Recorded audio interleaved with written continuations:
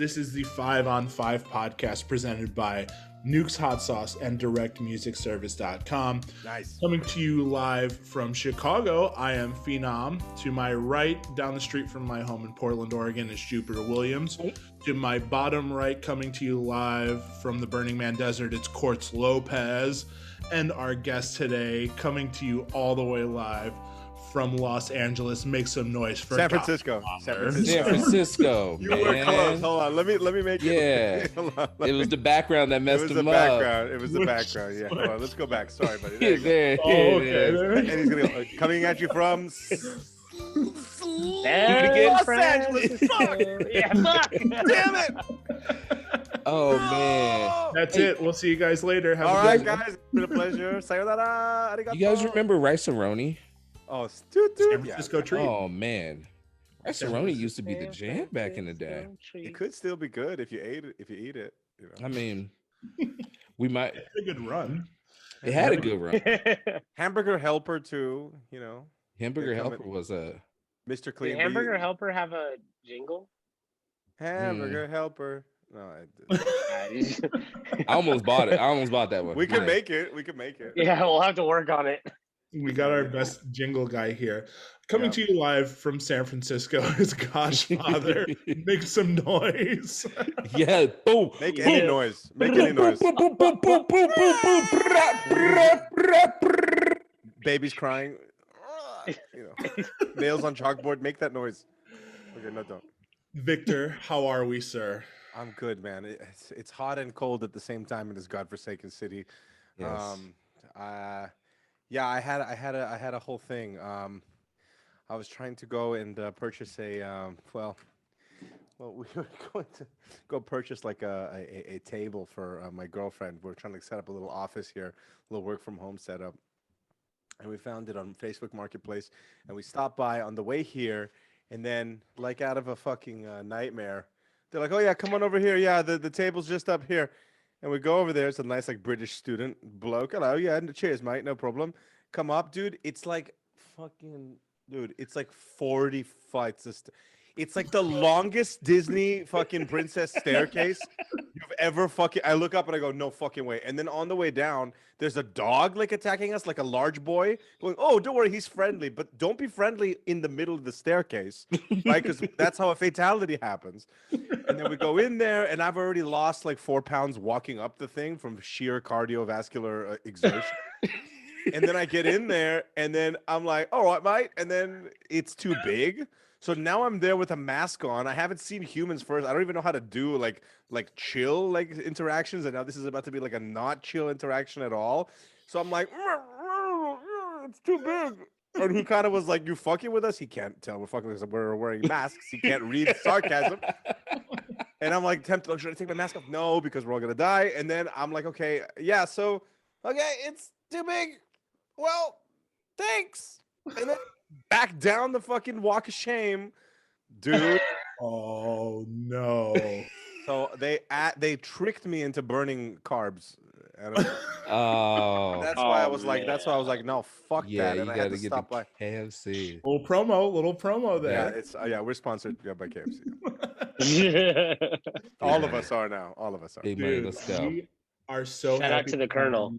Yeah, shout out to the Colonel. We are Thank you, so happy to have you here, my dude. I haven't seen you since ages. Yes. Ages and ages. I haven't seen you since we DJed together and both were drinking, burning it down in Los Angeles. So Yes.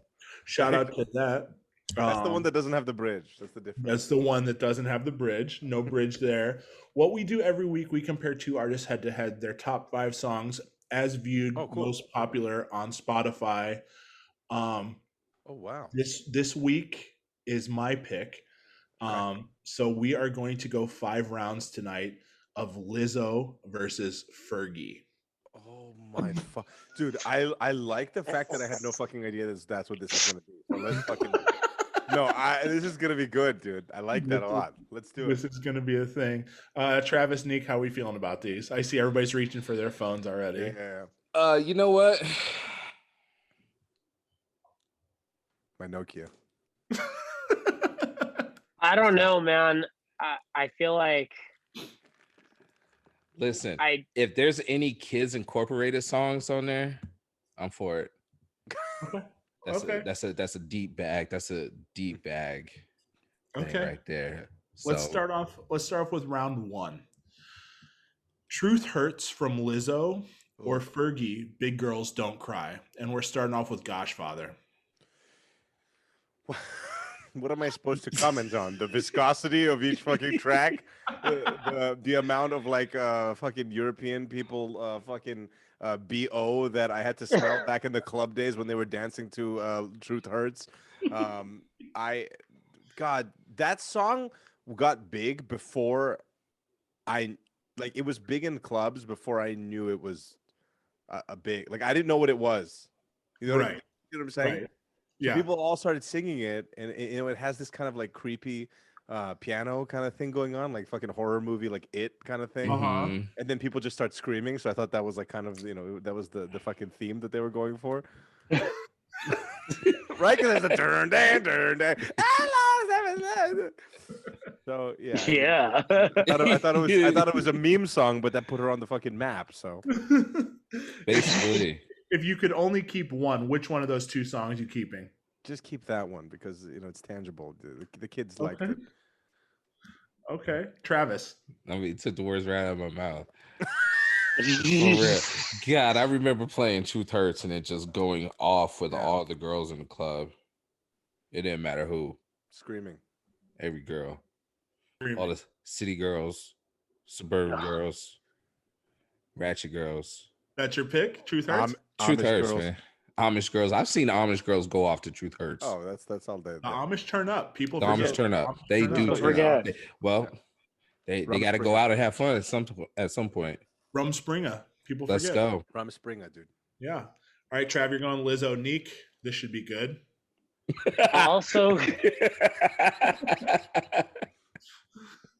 also going Lizzo. It's funny that this was referred to as a meme song because Fergie is a meme to me. Yeah.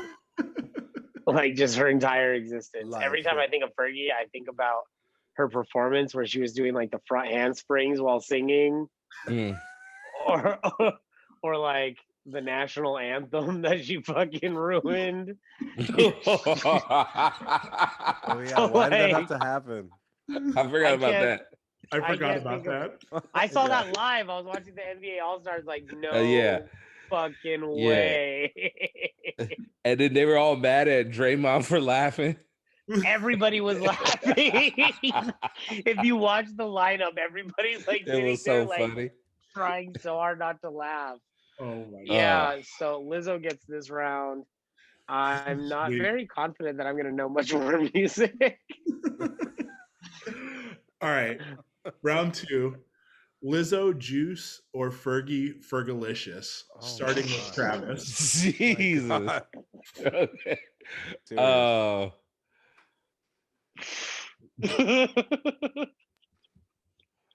Fergalicious. Let's go Fergalicious. Neek. Fergalicious is the worst. It Like, is. it's fucking It bad.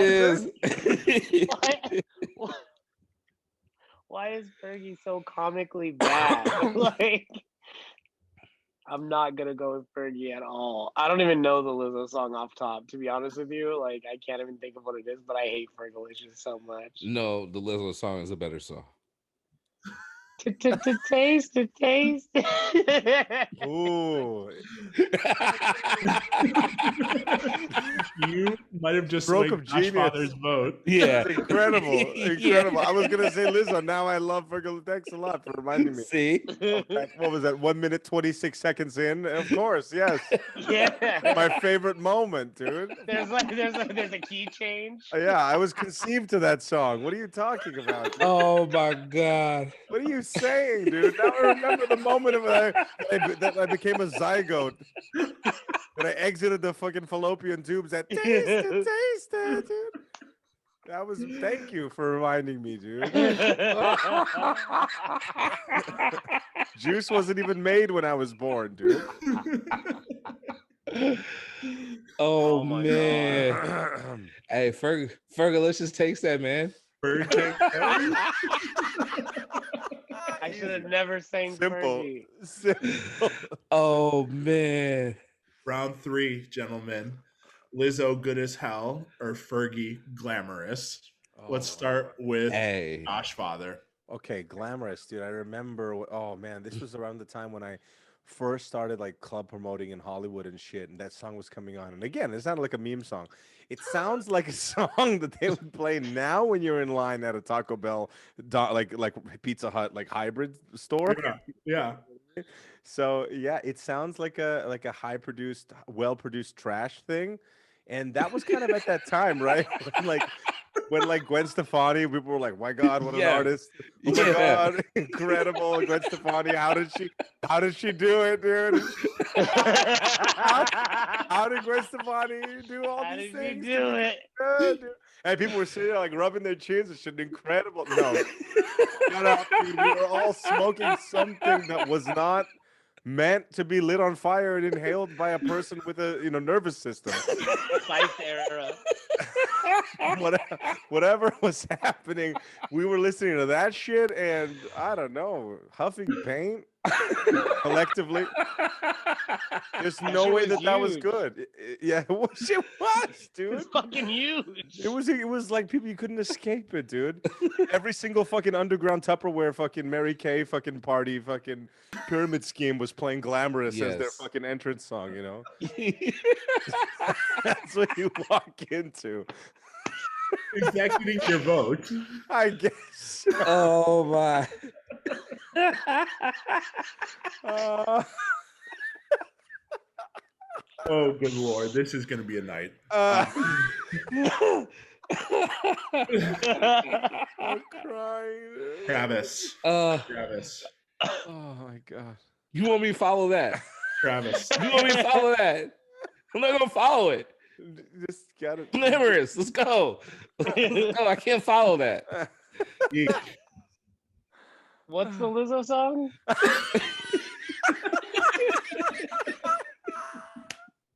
Yes, dude.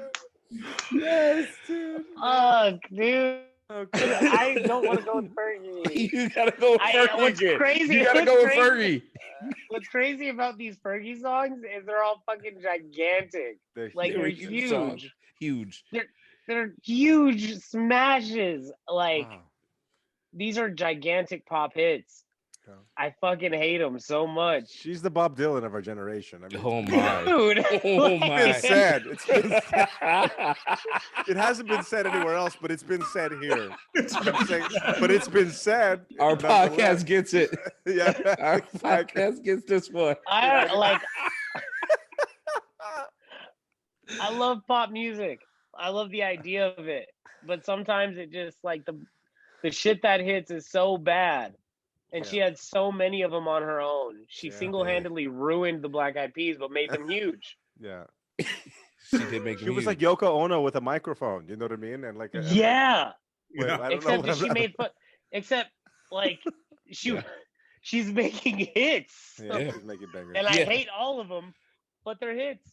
She She gets my vote. There's a lot of spelling songs. A lot of spelling. A lot of Yeah. spelling, dude. She's like So did Count Gwen Chocula. Stefani. That's Gwen. Gwen- Yes, yeah, she that's what I'm did. saying. That's why I put They them in just the they same. spell word. It's too easy. It's too palatable. It becomes, and that's why they're hits. You That's what they're spell a hits. word, Yeah. or you make up a word like Fergalicious, And then you spell it. Fuck. Mm. and then you spell it, and you got to Didn't she hit. spell glamorous? Yeah, that's the whole hook. Is Yeah. her That's the whole spelling song. glamorous. That's the first verse. That's the bridge. Yeah. Oh no, it's so bad. Fuck. Wow, that was embarrassing. Fuck. I like how Neek convinced Goshfather last round, and this round it was flipped. Yeah. Goshfather convinced Neek. Are we going Fergalicious? Yeah, or we're I'm going going glamorous? Fergalicious.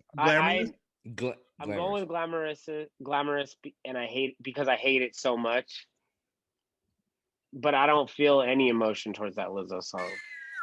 You don't even know the song. I don't even know it. That's important. That's real. That's stoicism right there, dude. He's going in and just like, I feel nothing. Off Feel with it. nothing for that song. Oh my. Round I hope four. Lizzo's hive comes for us. I want this. I want all this smoke. Oh, Round man. 4. Lizzo's hive. Lizzo, tempo. with Missy Elliott Oh shit. versus Fergie LA Love with YG. Ooh. Okay. Oh Okay. man, actually, Starting Jupiter. these songs are kind of bangers though. I don't know I either. kind of of like those these shit. songs. Okay. um. Dang, As I kind of someone that think enjoys both songs, Travis. right, but I Yeah. kind of think the Fergie song was kind of pandering. I gotta go with Tempo. Okay. Yeah. Neek. I had to remember what LA Love was. It's kind of pandering, right? I hate it because YG's in it. Is that why it's a pander? Or is it Yeah, like, and a sample, right? yeah. Hmm. You listening? It's, yeah, I'm not And listening think to it. what year did it come out too? Let me see. Because this is like, you're right. It's kind of a pander. Like, in 2017. See? Like, it's kind of like, I hate like a time relevant pop song because it's all like it's clearly a cash grab, and it's not like, no, I mean, But this to was what this was a this was a cash grab for the hip hop community though. This was a Yeah. cash grab to get a street cred. Yeah, that's corny. I'm going Yeah. with Lizzo and Missy. Yeah, I Okay. just listened to 1 second of the Lizzo song, and then I realized I shouldn't do that for purposes of DMCA copyright. Oh no no But- no! Yeah. You can listen. But listen, I Oh heard no, a but ri- he doesn't want to contribute to her success. Oh Yeah, that's what I meant. That's what I don't want her to get even a fraction of. I don't want her to get a Yeah. half of a Spotify stream by accident. Yeah. How dare it? No, I heard a ripping guitar solo, so keep the Lizzo. That's good. Okay. Something. It wasn't her Yes. fucking. It wasn't her fucking spelling something. Okay, it's we're evolving. You know. It's We a are. song. It's a song. Whether or not I like it doesn't matter at this point. Yeah. It's just, are you trying to make music for the sake of making good music? I'm in on that. That Fergie song is just like, let's get paid real quick and like make something that people like for the time and Yes. we'll never listen to again. Absolutely. And dude, you know what? YG was not in the fucking studio with her when that he No. fucking made that. Fuck no, they never No. met. Oh my They God, never met. there's I bet no they never chance. met today. Can you imagine? Can you imagine that? Oh, Fergie, YG's here. He's here with some fucking crumpets. What do you think? That's not happening. Yeah, come on down. YG's in the foyer, Fergie. Come on down. He's waiting for you. Yeah, not a fucking What's up? chance. Yeah, YG's having fucking cucumber sandwiches with the fucking crusts cut off. Fergie, come in. That's not how that happened, dude. Oh, you want a diet Sprite, YG? Fergie's. That is some fucking industry shit. It's bullshit, dude. It's bullshit. I mean, they're probably both on the same major. They're like, oh, we need a rapper who's popular. YG. Exactly. We're trying Yeah. to bring Fergie back. She had a nasty spill with that national anthem. We got to do something. Yeah, okay? we got to bring her back. She did the front flips and now the national anthem. She needs a hit. Did she pee on herself on the stage too? She peed her pants. She peed her That's- fucking pants on That's stage. gangster. That's gangster, though. That's sick. That The is. show must go on. And then she spelled out her name. With in With a urine. P? Yes. She Yes. spelled out her name. Yeah. Yes. So And, well, Fergalicious, man. Front In flip the Into pee with her into foot. the urine. And she all the while screaming, "You're welcome, society!" on the way. She was screaming that. All of these happened on the same day. She She's- beat herself while doing front flips and singing the national anthem. Yeah. Is You heard it here. anyone changing their vote based upon that? No. Actually, No, we gave her a lot of wins though Yeah. already. I almost changed all of my votes to her because I couldn't do any of those things. You know what? If she's got nothing else, she's got moxie. So a lot of gall. Gentlemen, it is tied up right now as we go on to the Ooh. last and final round of a treacherous 5-round battle. I will end this matchup with Lizzo Boys versus Fergie London Bridge. We're starting with our guest, Goshfather. Okay. Fuck. I just remembered something. A little bit of a tangent. Which was the song that did? He's got me spending. Fergalicious. Okay, so Uh-huh. really quick before I answer this question. young Yeah, it phenom, I know you're an encyclopedia of this kind of shit because I've seen you pull up some of the fucking craziest fucking mashups of all time. You do the deep cuts. Yeah. Who are they referencing? Because I'm from San Francisco. I grew up in San Francisco, and Mac Dre has a song that goes, "He's got me, dan, dan." So is that, and usually Mac Dre, his references are like old, like Parliament Funkadelic shit. I would go. Rick James. Oh, Yeah. Rick James is, "Shake that man, dan, dan." Is that what that is? I What's up? Oh shit, that is kind of an alliteration. Oh, You guys know what I'm wow. saying? You guys know what I'm saying? Yeah. I hear you. I hear you. Dun, dun, dun, dun, dun. Is that something like Oh, Atomic Dog or some shit? No, we got to it's hit up luxury for this one. That's actually. I think it's Rick James off of When I Came Home Last Night. Wouldn't make love to me. You went high. not. Yeah. Oh yeah, yeah. Super Freak. Dun, dun, dun. That's like it sounds like Egyptian Lover to me now. Hmm. I need a freak. We'll Dun, put it. dun, dun, Yeah. dun, dun, dun, dun, Yeah, dun, yeah, dun. yeah. And then Mac Dre did it too in his song. Mm. Damn, I wonder who's the original of that little melody. Yeah. Let's see. Well, that's gonna end up in a very long number crunch after Yeah, this show. yes. Mm. Well, it's not any of Oh, those. Tower of no. Well, actually, now moving on to London Bridge, sampled Tower of Powers down to the nightclub. Mm. Let me check that out. Yeah, I just typed in 116 Tower of Power. Some shit. Hmm. 1 minute 16 in Tower of Power. Let's see. Where are you?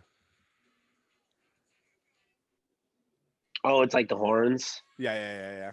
Anyway, London Bridge is dude. Was that produced by Pharrell? No, it was not. Something crazy. Probably Will I Am. Will, I Yeah, think yeah, it was like- Will. If I had to throw a guess out there. It's pretty banger because it reminds. It's like the McDonald's like safe version of "Oh baby, you want me." Mhm. Remember? You know what I mean? Yeah. It's like that, except it's not in black and white, and there's no strippers, and you get a little Happy Meal, and they're smiling, and you can take it home to your Christian, like whatever Bible study, and you can listen to London Bridge, But yeah, it's a banger. It's a banger for what it is. It's like it's an echo of probably doper shit that was happening in that time, and that's honestly that's what she was kind of all about. Yeah. Yeah. That's what kind of Black Eyed Peas were all about, right? They Yeah. were all Yeah. about kind of, hey, there's dope. They other became shit like happening. pop music masters. Exactly. Because, dude, For they sure. did so much different shit. The For fucking, sure. I spend time of my life. I mean, come Yeah. on, Like dude. hit after hit after hit after hit, and Yeah, London wow. Bridge was one of them. Yeah. Unfortunately, a banger. Is everyone going London Bridge? Begrudgingly a bang. Yeah, it's got my vote. Travis?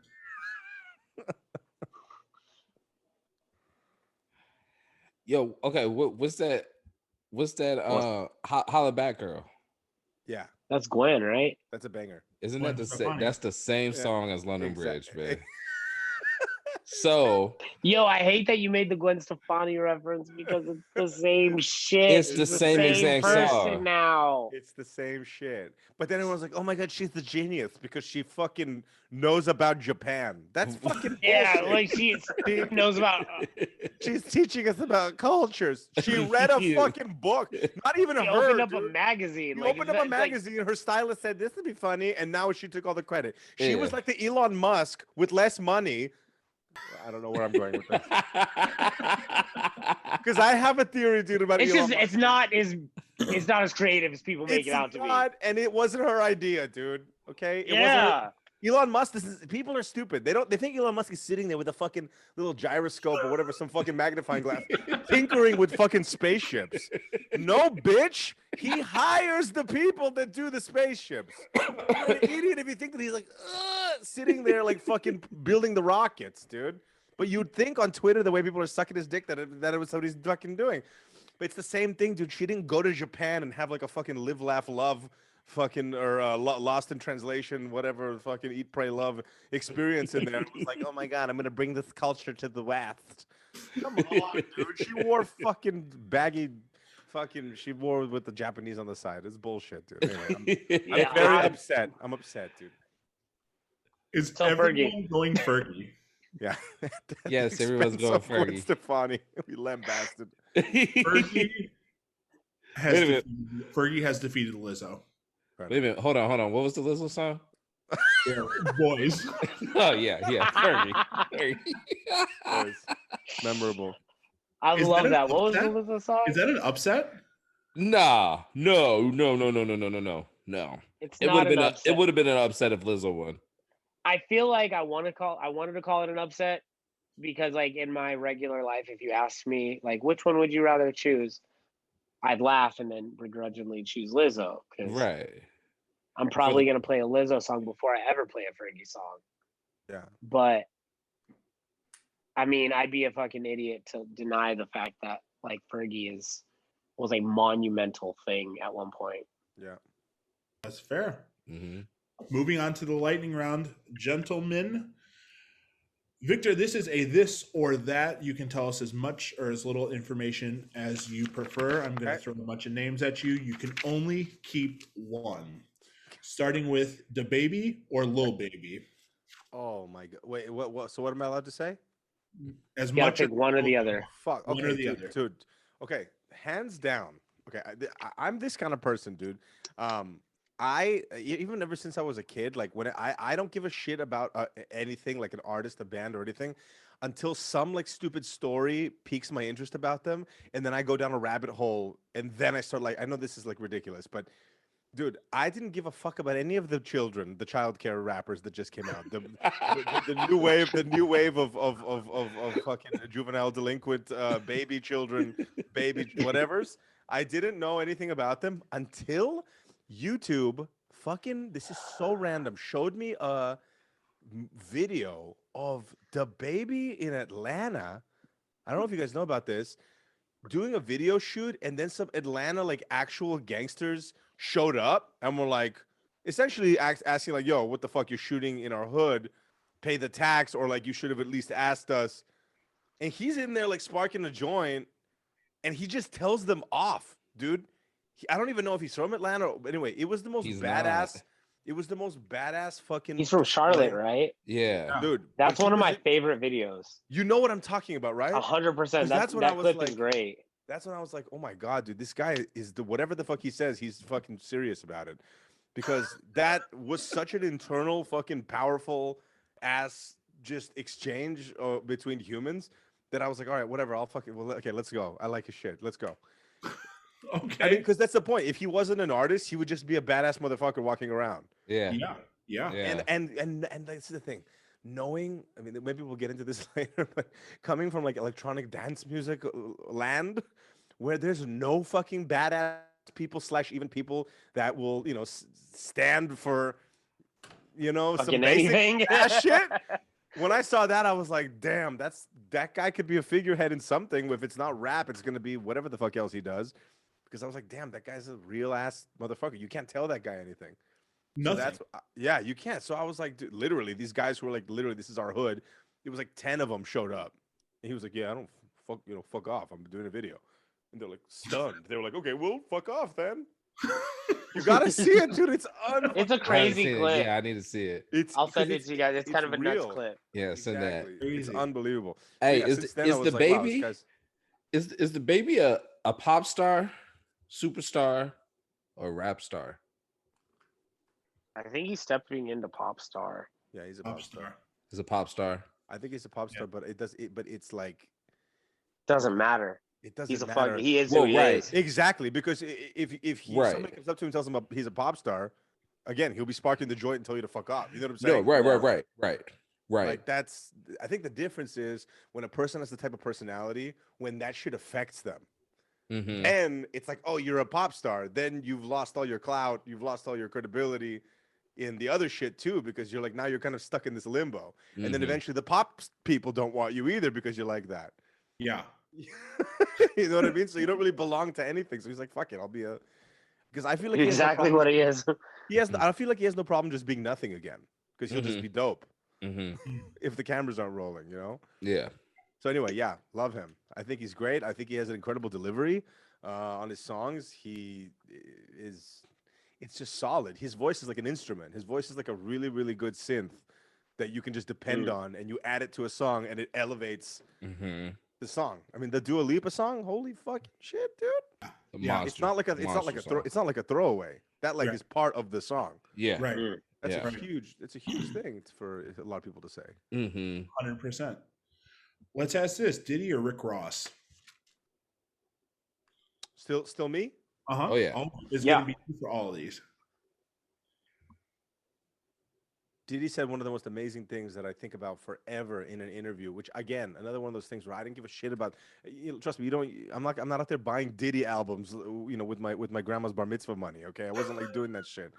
But like, I saw an interview with him where he was talking with somebody, or I don't remember if I saw the interview or if I read about it. But I remember, I think I read an article in Rolling Stone or like some bullshit.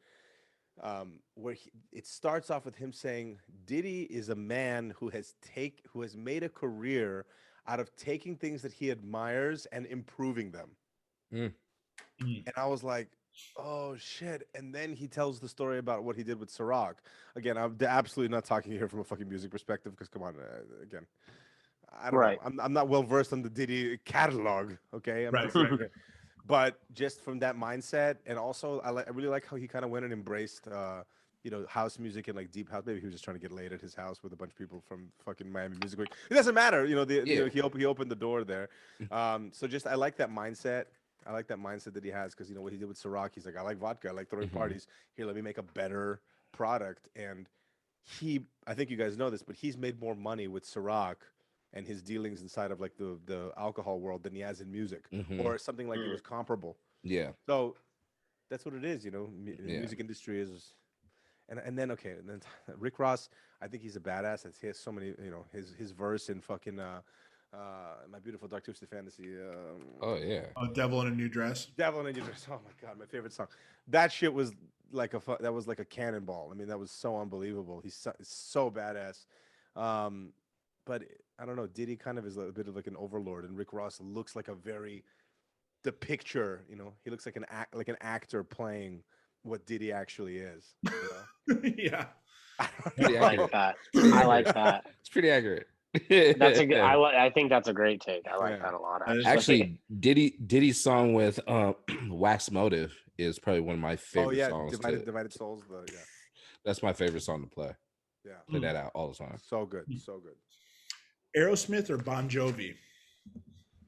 So I keep going, me? Yep, all you. Damn.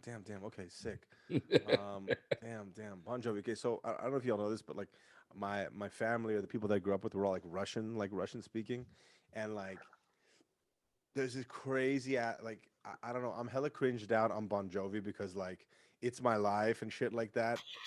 You guys think you are okay with the song, or like, okay, that's like a cringy song, but you guys don't know what happens when you have a cringy song and then that cringy song gets played by a Russian restaurant cover band at like 42 weddings when you're a kid. And you're going through your like fucking, I'm confused, like 14, 15-year-old years.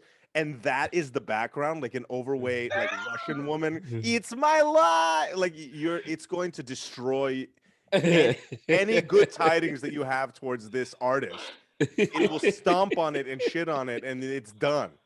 Oh my god! I have not heard one Russian person singing an Aerosmith song and butchering any of them, because I guess it's too like, it's not. I don't know. It's not niche enough for. I don't know what the fuck.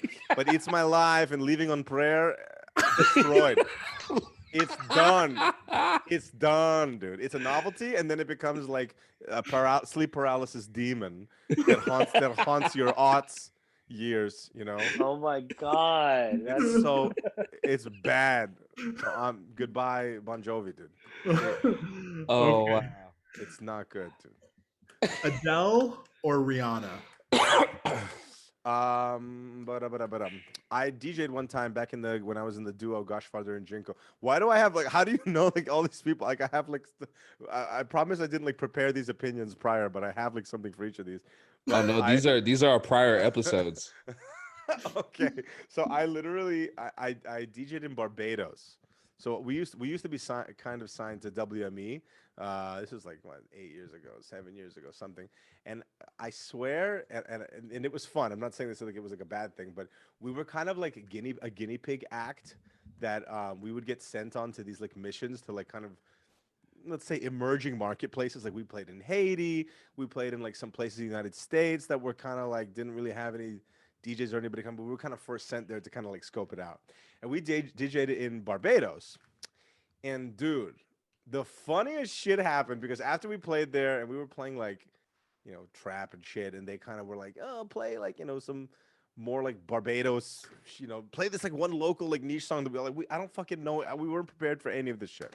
But the funniest shit was, dude, after that show, so many people were coming up to us and like we're having conversation, and they were all trying to flex on us that they somehow knew the friend of a family member of Rihanna. Every single person would flex on us in a different way and go, yeah, I used to walk the dog and the da-da-da of the cousin and da-da-da. And I'm like, that was like every single person trying to like show their credibility as humans, that they were like connected somehow to like, oh, Rihanna breathed here and I inhaled there. It was ridiculous. I'm like, dude, you guys are tight without, you don't have to, I don't care. It's fine. You don't have to do that. Like, no, let me tell you, man. Like, I'm not that big of a fan. It's not that big of a thing, man. I was like, fuck, dude. I like you as a human. So the point is that Rihanna has ruined an entire group of people's self-esteem, completely shattered it, destroyed it, has given them no legs to stand on in terms of their character and their own like, sense of self, completely shattered it. So I'm gonna go with Adele. All she did was empower thick girls to get in the gym. Come on, dude. Oh, come on, my dude. God. Dude. Come on, dude. Thank you, Adele. Hello. Hello. Hello, bitch. Hello. We're good. David Bowie or Queen? Fuck, bro. I'm so happy you didn't say Dave Matthews Band. I would have jumped into the bay. Dude, if there's nothing that I care less about, it's the Dave Matthews Band. I'm sorry, dude. If y'all are out there, like, if this was like secretly a Dave Matthews Band, like fanfic podcast. Ash into me. Oh my God. My older sister would make me fucking. She would like secretly smoke weed when my dad was gone, and she would like be the babysitting me. Oh my God, Dave Matthews Band. I was dude, I was fucking tortured, dude. Tortured child. Why did I end up doing music when I had so many fucking painful? I don't know why I did this, dude. What? No, this is actually a therapy session for me, dude. Oh my God. Fuck the Dave Matthews Band, and that's just sidebar. Yeah, that is definitely sidebar. So you're welcome. That's just Boys, print that out, take it to the bank. Just put it somewhere and put it up on the mantle. Fuck the Dave Matthews Band, and that's fine. Okay, and now that's out of my system. Real talk, David Bowie, dude, is my favorite. I'm a secretly, I mean, David Bowie is that one band that I kind of just assumed that especially when I was growing up, like, I'm not gonna sit there and have like a fucking conversation about David Bowie with my homies who are listening to like Mac Dre and shit. They don't give a shit. But I loved it so much. I loved him so much. His music is so crazy ahead of its time. I have so many good memories of like being a kid because I went to like arts high school in San Francisco and we were all kind of weird over there. And I just had so many good memories listening to his music. Like not just the hits. Okay, I want to fucking flex my hipster shit right now, but I really loved him a lot. And again, I gotta say, Queen was another one of those bands that Russian like dads that would drink vodka and do the fucking stick of meat on the barbecue. Fucking bicycles. Like, I can't. It's terrible. Just ruined it for me, dude.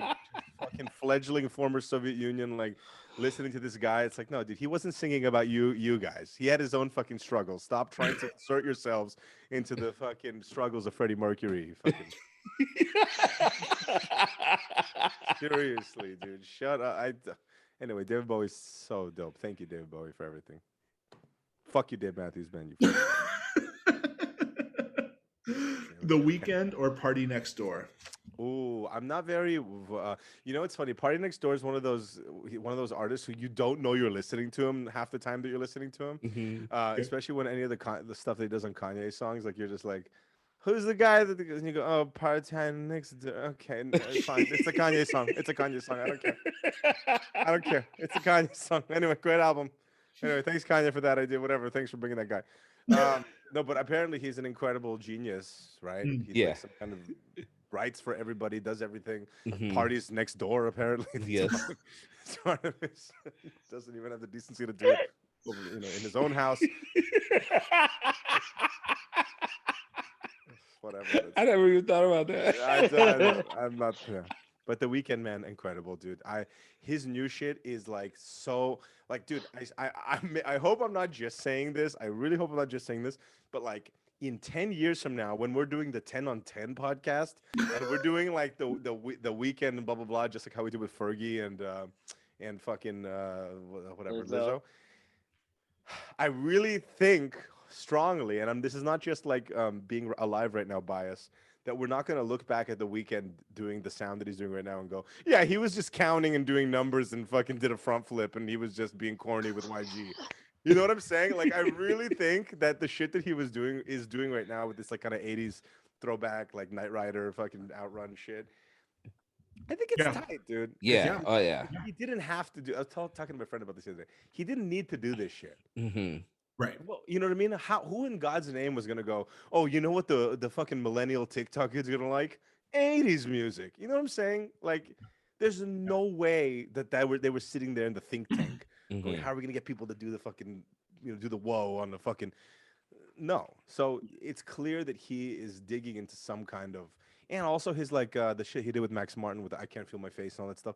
That's like a funk track. You know what I mean? Yeah. Again, it's not. It doesn't. I want to believe that it's not super contrived horse shit. I want Right. to.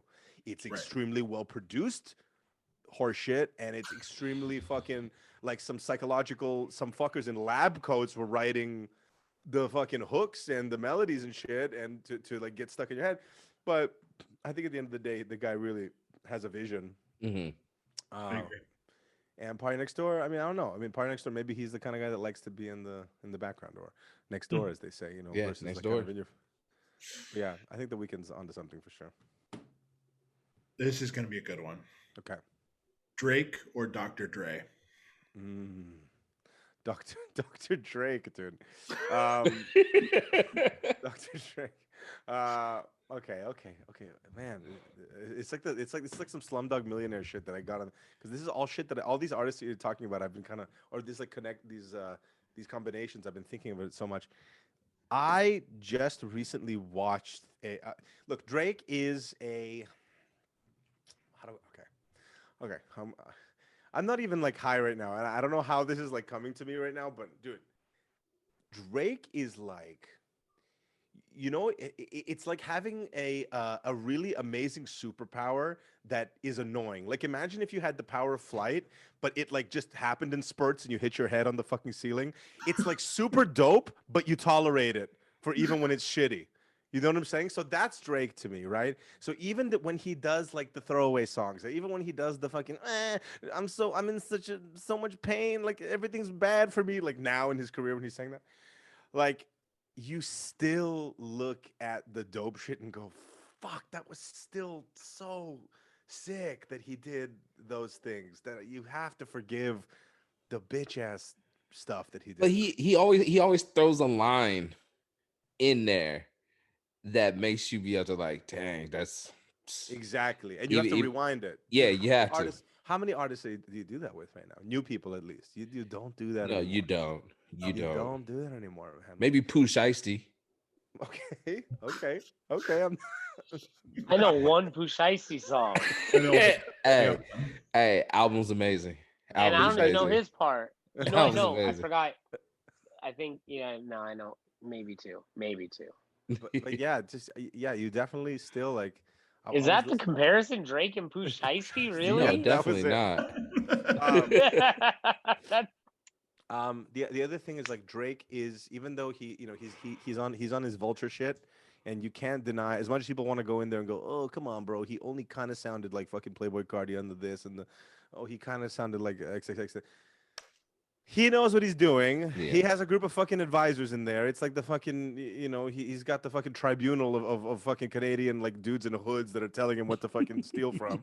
Okay, for sure that's what's happening, but he takes the torch and maximizes it. Yeah.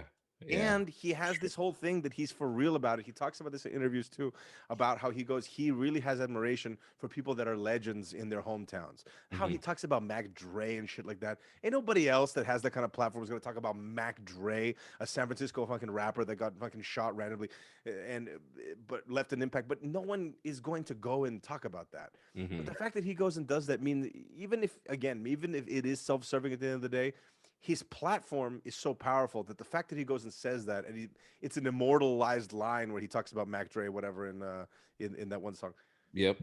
That means something. That means something. So now the 10 billion streams that are in that song, people are going to come and abscond with Mac Dre somehow. So he's keeping that legacy alive. He actually has that respect. He doesn't talk about it. A lot of people care more about themselves and their own fucking legacy than to do that. And I'm just like, you can't. And then what he goes and does with like Skepta, and he goes and like creates like a huge, gets people in gigs and gets them into that kind of music. Then he does it for all these other little rappers that are coming up and stuff.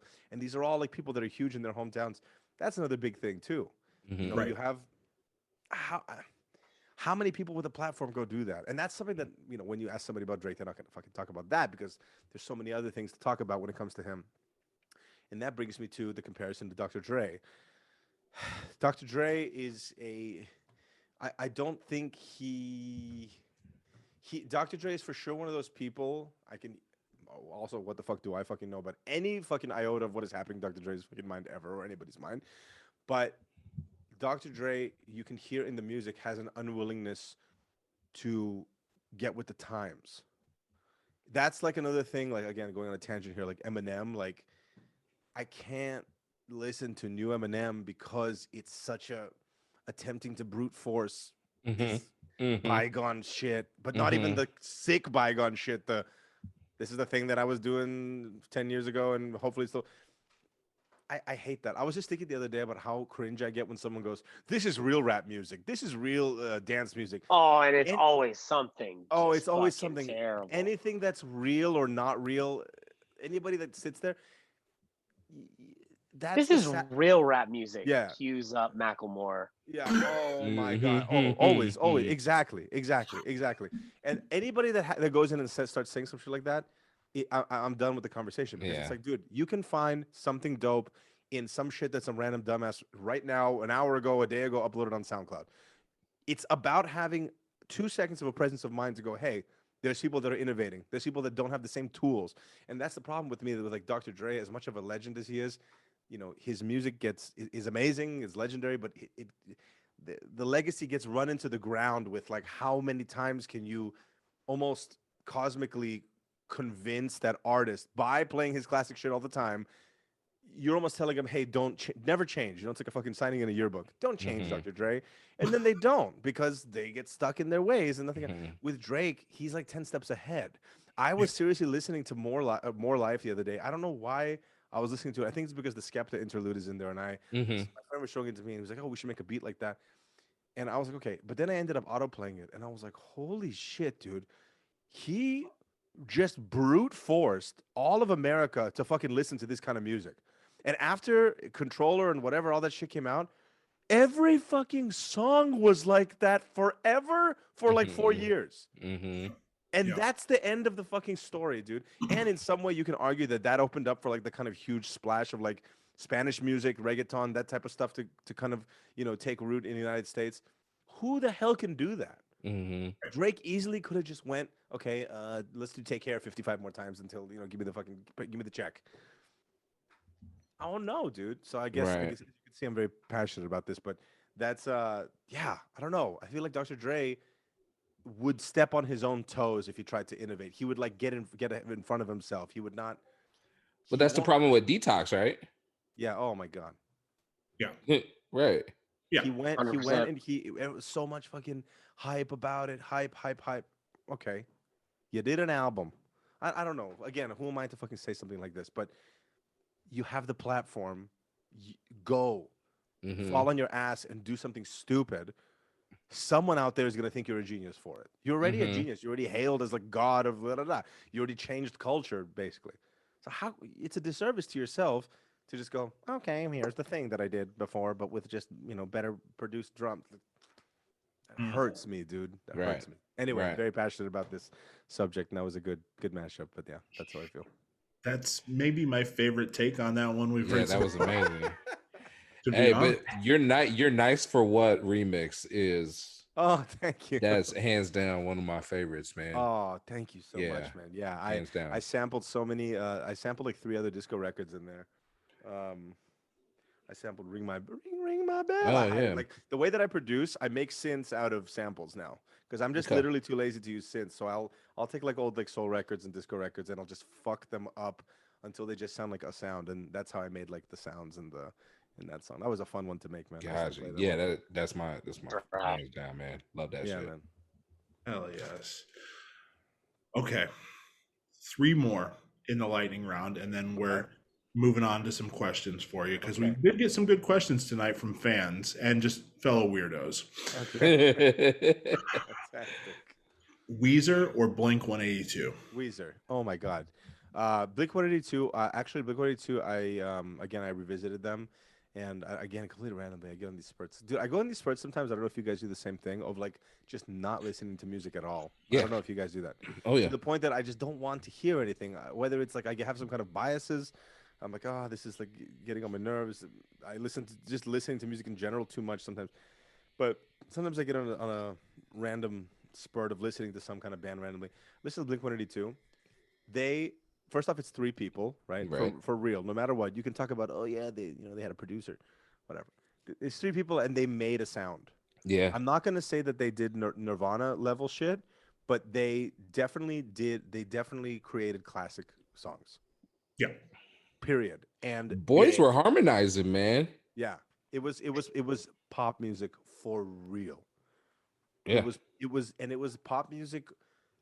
I don't even consider it rock music because that set the standard for everything else that was happening at that point. Even also from like a visual with the music videos, it was a complete now. So right, and like that's the thing. Like, again, if you as a DJ, if you play a Blink 182 record, I don't care what fucking hood you're in or what fucking major city you're in, people are gonna scream those Yep. fucking songs. Period. Goodbye. Even if they hate it. Okay. With Weezer, I think Weezer are completely fucking genius. Rivers Cuomo is a fucking genius. I don't know if you guys ever saw this thing a long time ago. This, Chili Gonzalez, he did like he does this thing where he talks about Daft Punk, he talks about Drake, he talks Yep. about Weezer, Taylor he talks about Swift. yeah, he like goes and like plays the motifs. It's really really fascinating. I think it's on SoundCloud or on Spotify. I'm not sure, but he just goes and like does breakdowns of like, oh, this is why like a Drake melody works. Oh, he does The Weeknd too, I think. Mhm. And he goes, oh, if you notice, he has these like things that he always does in his songs with these melodies and these counter melodies. He does like a whole section about Weezer. Dude, Weezer, it's just they're too brilliant, they're too genius, they're too prolific, and I think they're incredible. I mean, they have fans fucking whatever, but they didn't have again, I'm as a huge fan of theirs. They didn't have the punch through the glass effect like Blink 182 did. Mm-hmm. Of like like you can't put Weezer in an era. To me, you can do Total Request Live era with Hashpipe, and that's it. But Blink 182, it's like where you were and what was happening, whether you like them or not. It's possible to not know who the fuck Weezer is what I'm saying. Mm-hmm. I guess I'm not sure like what we are like comparing the artists on. So I'm kind of going on these tangents, but like Weezer. No, these are some great hot takes, man. Yeah, Weezer to me is super super special. Like when I write songs, no cap. Like I will go and I will, if I can't come up with a top line for like if I'm writing a song for somebody, a melody, whatever, I'll just play Weezer chords instead of the chords that I'm playing to kind of help me lead to actually get something because those, the way their chord structures and their melodies and everything are just, you can't not sing the shit that they made. Right. It's too melodic. It's too human. But yeah, with Blink-182 in terms of like cultural impact, I'd say Blink-182 had a almost Nirvana moment. If the culture around, like when Nirvana came out, right? MTV culture was adjusting. They had to catch up to Nirvana, right? Nirvana was too cool and too insane for it. MTV paled in comparison to it. by the Right. time Blink-182 came out, They were fucking ready. pros. Yeah. They were like, oh Yep. yes, a unique, interesting band. We know just how to fucking Yep. package them into our shit show. Yep. Like, we'll make them be naked on the fucking VMAs and turn them into a meme and ha ha ha, the front page. You couldn't do it to Nirvana. So that's why I think they never could transcend. I mean, again, also, what the fuck do I know? But that, to me, they could have gone bigger, and probably as a band too. I mean, that probably led to a lot of their implosion, that there was so much bitch bullshit around them Mhm. that they were, oh, let's do like a photo shoot with Teen Choice Award. They probably started going insane. Mhm. You know what I mean? So then they were never able to live that full. But regardless, I think when they came out, they had more of a cultural impact. But I am more of a, personally, like, if I go listen to some shit, it's Weezer. Fair. No, these are great takes. Yeah. Sure. Yeah. Real good. This is controlled chaos in the best way possible. Just chaos, yeah. Two more. Yes, sir. Prince or Michael Jackson? I'm wanting to hear this. Well, I'm gonna be honest with y'all. I know the cultural impacts that. Well, okay. How about this? Prince, I think, affected musicians. This is gonna be a real hot take. I think Prince affected musicians more than Michael Jackson affected musicians, because I think when musicians looked at Michael Jackson, they were like, all right, I quit. I can't do shit. I can't do that shit. Mm-hmm. You know what I mean? I don't have fucking Quincy Jones and fucking, can dance while doing a fucking backflip while singing while, I can't do that shit. So so again, Michael Jackson becomes Wait, Fergie? Actually, sorry, you're right. How dare I? Wait. Turn this podcast off, dude. It's a Ferg cast, dude. Yeah. Oh man. So yeah, I think a lot of artists looked at Michael Jackson and was like, nah, this is just. It's like looking at looking at aliens from the perspective of like a fucking like an ant. Yeah. Sincerely, and I think of all the artists that can be deified, when you really look at when you learn about Michael Jackson, about his like behind the scenes, about his work ethic, about all those. I'm sure you guys have heard the crazy ass shit that he went and did when he like beatboxed Billie Jean by himself. Like you heard that recording? Mhm. And he like sings all the parts and he has it in his head. Okay, at that point it's like, all right, there's some kid over there playing power chords. Like, how can you like see yourself, or you know what I'm saying? How can you see yourself and go, yeah, I'm just like the next Michael Jackson? There's no chance. Yeah. It's like a thing. It's like, how do I become Mount Rushmore? But with Prince, I don't know. But with Prince, I think a lot of people saw because of his story and because of, I guess, I don't know. I feel he gave people the ability to kind of go, yeah, I can probably do something like that. I mean, the guy is very self-made. His story is very like self-made. It was just a more down to earth, I guess, version. Yeah, human version of Michael Jackson. Yeah. But I think that, and the wild thing is that I think Prince leaned into being weird. Like, he wanted to kind of go to that deity level, but Michael Jackson was so already pre-strange that I don't think he knew that he was doing that to people. Mm-hmm. It was just him being on his regular like pace was already at such a high level, where Prince, self-taught, played all the instruments. He leaned into I'm the weird crazy guy with the guitar and then I have the fucking cymbal and everything. You know what I mean? I think he kind of had to get to that level. But I think even though on the way, because again, Michael Jackson came out fucking singing and dancing and kicking when he was a kid in the Jackson 5. Right. He was already insane. It just got just more exponentially crazier. With Prince, I think people saw themselves in him in some way. Who is it Kanye who saw himself like really? Oh, he idolized Michael Jackson the most. I don't know, or was it Prince? Who I forget.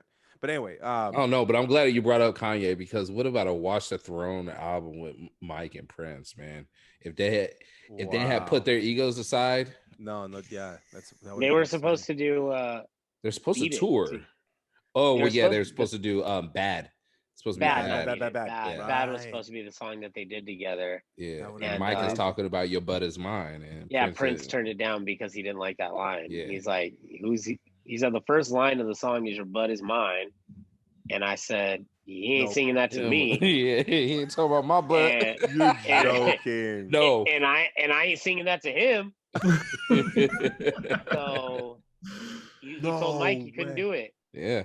Dude, that is the sickest. That's the newest fucking thing that I know now. Yeah. Fuck you, Prince Harvard. turned Where's down Harvard at?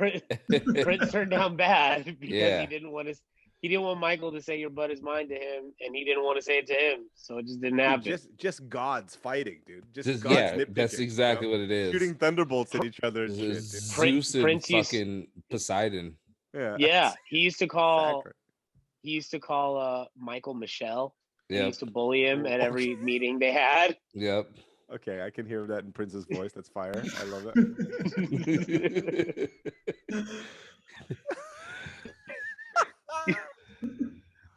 That's- Which one gets your vote on that? I think Michael Jackson. I mean, just a personal preference, but I had to get that out. I've always thought about because they're monoliths. I Yeah. don't compare monoliths like that, Yeah. you know. But Sure.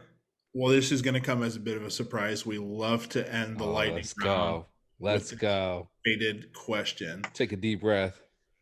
Outcast or Hall & Oates? oh, I'm gonna be real with you guys. I didn't get into this. Might sound strange, but I didn't get into Outkast as much as I got into Hall & Oates. Oh, okay. For real. Okay. For real. I know maybe sometimes it's maybe a lot of people. No, have it sometimes it's like backwards. that though. Yeah. Sure. no wrong answers here, man. Yeah, I love them. I love Hall Notes. Hall Notes are they're so. Okay, I like usually know like a lot of like fucking Rock and Roll Jeopardy like behind the scenes shit. Like I love that shit, but I don't know anything about Hall Notes, and maybe I've kept this like this knowledge free little bubble of Hall Notes perception that I'm in of like. What I like to think is happening in Hall & Oates is that who's the singer? Daryl Hall, right? No. Yeah. He's singing and getting like all the girls, and Oates is in the back hella pissed the whole time. And you hear that in the music. Like I swear. And it's that friction that makes this dope shit. Because what was that? I can't go for that. Yeah, exactly. What was that song about? And he's in the front doing this, and he's in the back like begrudgingly playing fucking guitar and shit, like hella pissed, bro. The guitar. But he's playing it like this, like for some reason, like with like a claw. And then, That is so funny. but that like even like just him like, when they're playing like fuck man, playing all their like happier shit, and then he's in the back just like. Fucking, I'm gonna kill this motherfucker. Fucking, he's getting like he's getting bras thrown at him, and he's just like, "You little bitch! If we weren't in a contract right now." that pimple, that's being proverbially popped, is what makes from both sides of the pressure makes this amazing, really memorable, nice music, dude. Please never learn anything about Hall & Oates. This is perfect. Wait, I even forgot. Okay, but Outkast, but they literally were pissed at each other, right? Right? They were mad. Supposedly, they say never. They say they never have been. But are they together? Exactly. Dude. Well, if Andre stops like, playing the flute in Times Square, then we Yeah, got Andre says he I guess got weird. I don't want to say weird. He just went through some shit and says that he doesn't he doesn't feel like he's as good as a rapper as Big Boy. And so Yeah, like he's the whole time he was trying to catch up to Big Boy, and he had all the better ideas, Yeah. and then like he got insecure when he did his album by himself and this whole thing. And there you go. And that's why Daryl Hall never stood there and said, "I'm never going to play his guitar as good as fucking John Oates or whatever." And so that's why they kept the happy union going all this time, There was no To the very end. There was no Speaker Oates the hall below, you know what I mean? The hall below. Oh man. There was none of that happening. So None of that Oates, shit. The There was hall no- below. Hall There was- and Oates till the fucking end. Wow. Yeah, That's a good that's mashup off the album, dome. though. That could be. That's actually kind of Dude.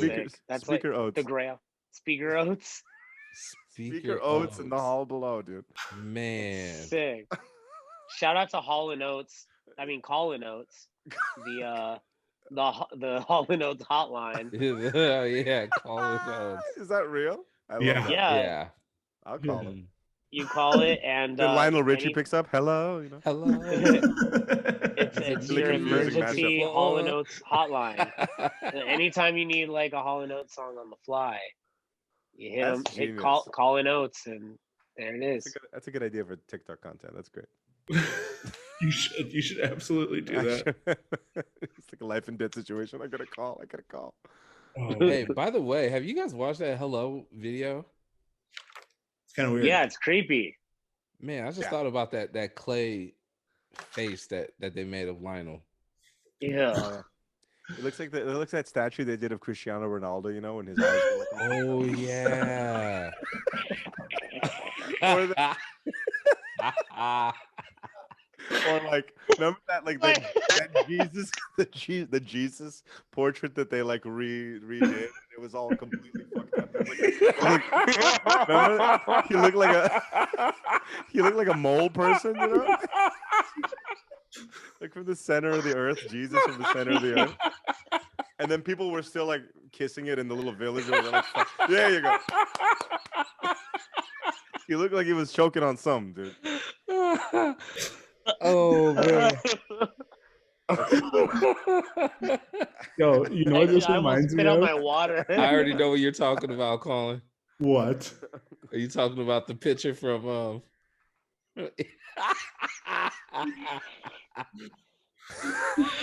Oh man. What? You already know what I'm talking about.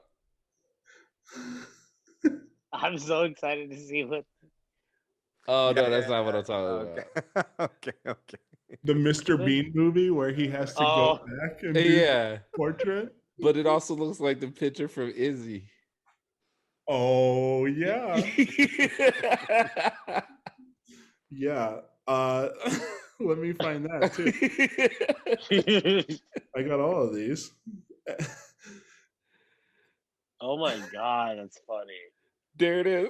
Oh yeah, Oh, yeah. Shout out Glitter Disco. Yo, he's During- playing right now. During the 1 year Twitch anniversary, Mm. Travis and I snuck off and took some mushrooms, Mhm. and we were at the party, and this sticker was there from Glitter Disco. And I said, "Hey, Travis, take a look at this," and showed him this picture. And he was crying, laughing at the comment. And I was crying too. And I was like, people must think we've lost our minds. I was like holding it up, like, take a look at this.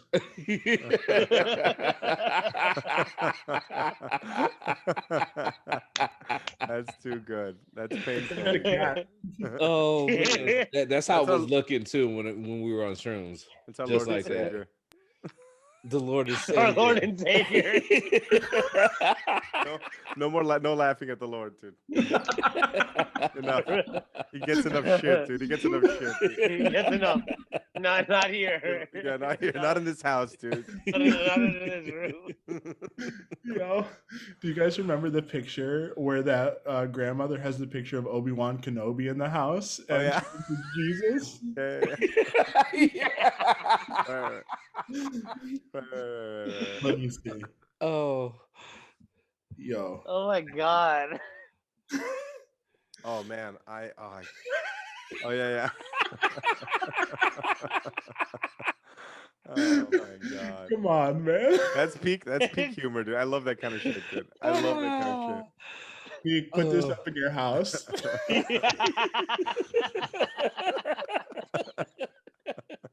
Oh, I'll put it right here.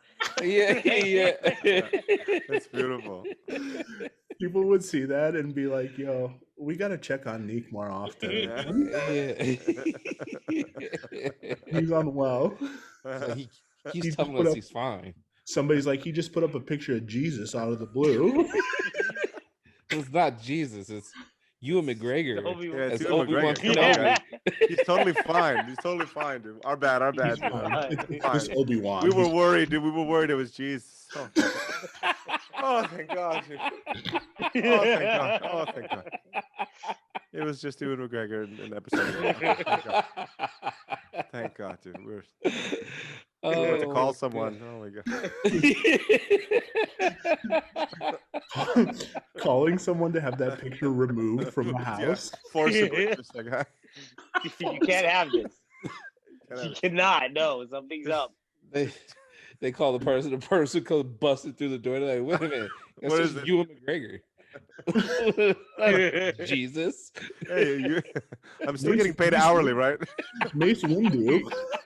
Mace Windu. I thought this was Jesus.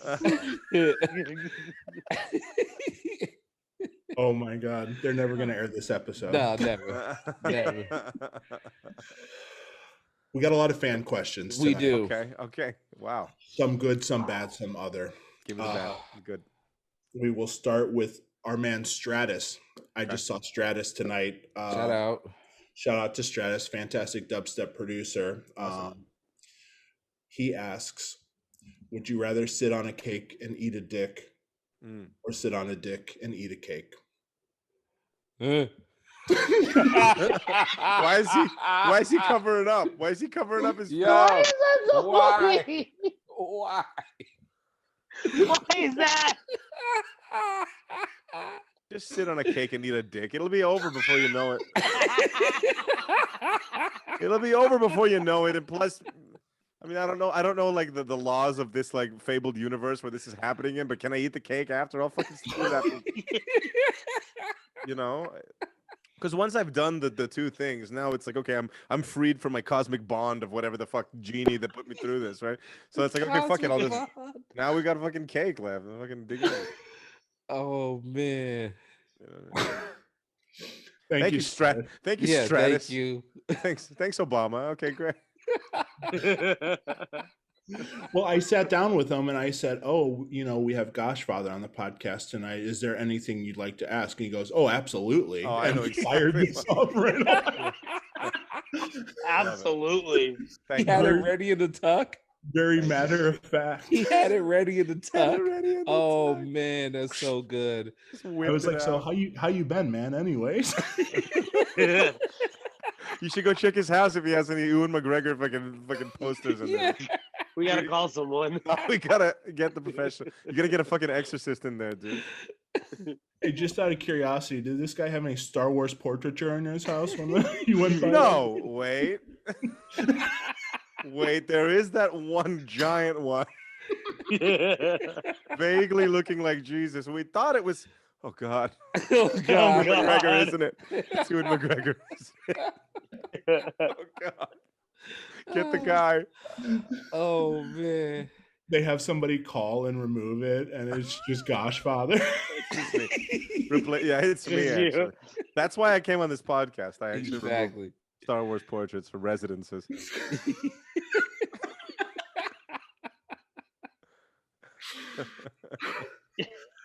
Our next question. Jesus Christ. God.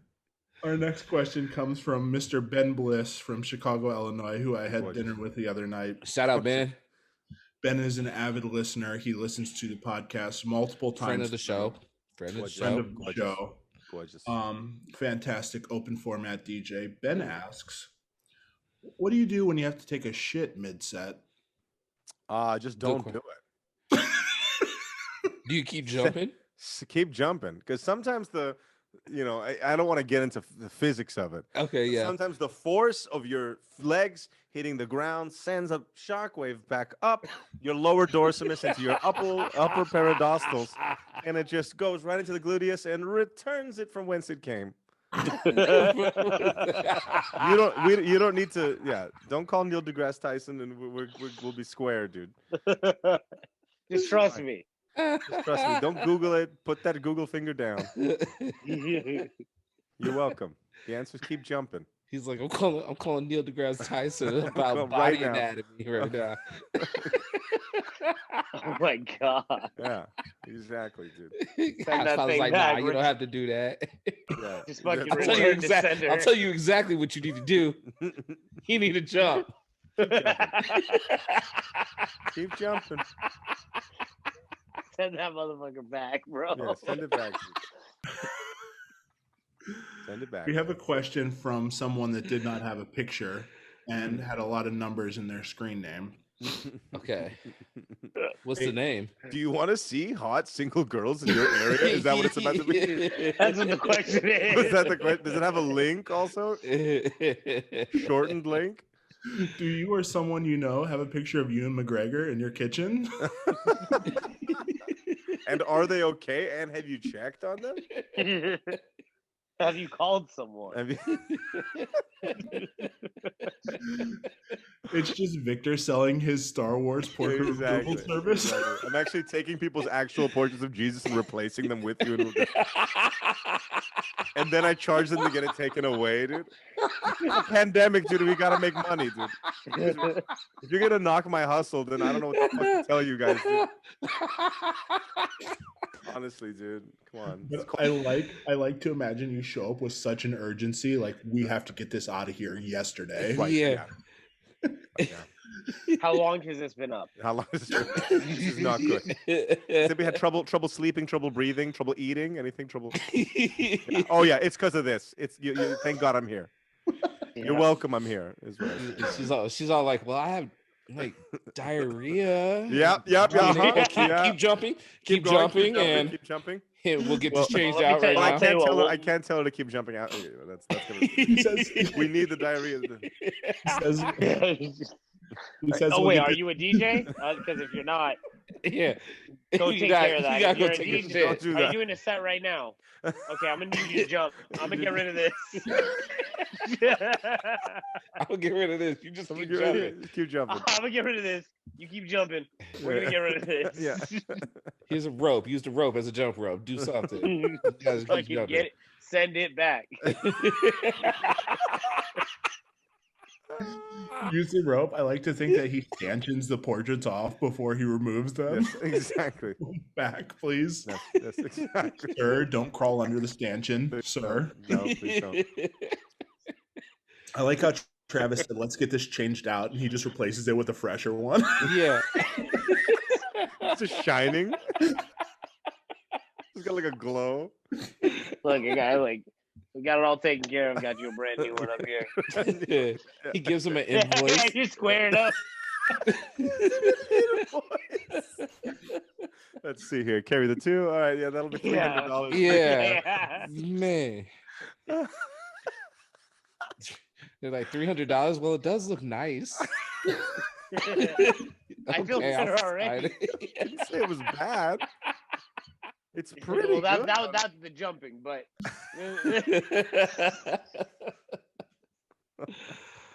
Oh man. Oh, All right, last question, right? Oh my god, dude. The question was, Okay. what was this craziest celebrity encounter you've had in the nightclub? Oh. Oh. Oh, you guys are not fucking ready for this, dude. Hold on. Okay. Oh man. All right. You're not fucking ready for this. You'll never be ready for this. Is the story that I tell people, and they I guess maybe it's because they're not music people that they don't fucking freak out about this. But this is the craziest of like living in LA. So when I lived in LA before I really started like DJing and then producing music and then I was a nightclub promoter. And the way that I got through UCLA, because I was an opera singer at UCLA. Oh. Yeah, that's what I was studying there. And then I was living in LA. I left opera school in San Francisco. I was like, fuck it, I want to go to LA. Also try to be an actor.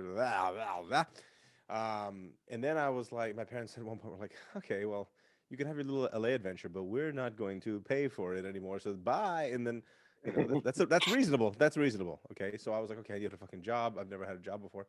So I went and I had a friend in a frat house, and he had all these girls that were coming in, and it became the summer. So we were like, hey, it's a no-brainer. Let's start taking all these girls and like European, like random kids. They want to go party in a club in Hollywood. Let's go take them to a club. So I started a business basically where I was taking kids to clubs in party buses and limousines and stuff.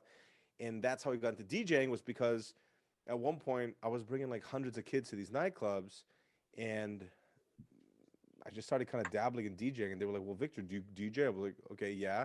And so I got like gigs. I got gigs because they were like, anytime Victor DJs, he brings 200 people. And then I actually got better because it was like a self-fulfilling prophecy, right? You suck, and then if you're playing in front of a couple hundred people, you have to not suck at some point, right? Right. So anyway, I Right. started, and there was this one club that was like the club that I would always, we were there, I think the longest of anywhere when I was promoting, but it was a club in Hollywood called Playhouse. You guys ever heard of it? Mm-hmm. In LA. So one time it was a night that I wasn't DJing, and we brought like a shit ton of people, And I was friends with a girl from the UCLA soccer team. Her name was Shantae. Shouts out Shantae. Hey, shout out. Hey, Shout out shouts to out. UCLA's Shouts out soccer team, UCLA yo. female soccer team. She was so Yeah. best friends there, and she like famously whenever we would like have nights, we would go like all do karaoke and shit. She would like always sing Whitney Houston. Whitney Houston songs. She had this whole thing where like she had like very close thing with like her dad and her would do like father daughter dance to Whitney Houston songs. It was like a whole thing, dude. So one night we go, just random night, no real occasion. We're just getting fucked up on the weekend or going to the club. And the girls all go. So the way that the club was structured, you go in and then there's the bathroom first, this little like hallway, and then you go in like it opens up the big club. So then the girls, Shantae included, goes to the bathroom and they're in there for like 25 minutes.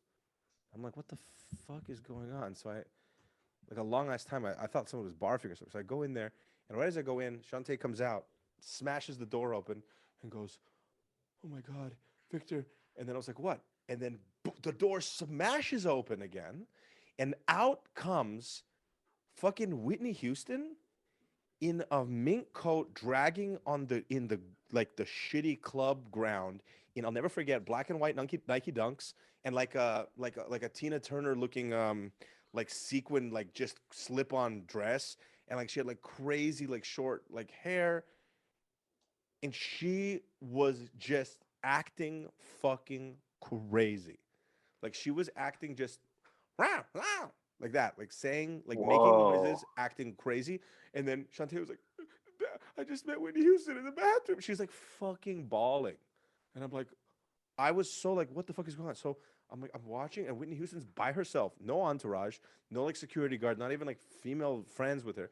She's in the mink coat in dunks, rah, like doing strange motions. Goes to, I've never seen this to this day of my years working around or DJing in nightclubs. She goes to the fucking bar and orders chicken strips, you guys. I'm not joking you.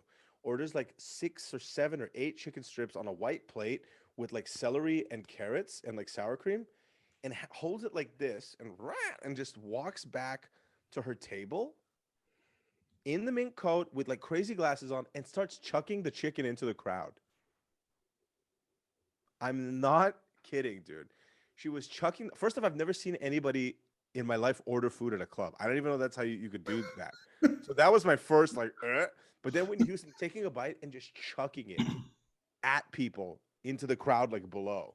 And then that was crazy. And then a week later, she was dead. It was, What? yeah. A week later, she was found dead in the Beverly Hilton in Los Angeles. Yeah. Bro, it was Holy shit. Wow. crazy. It was crazy.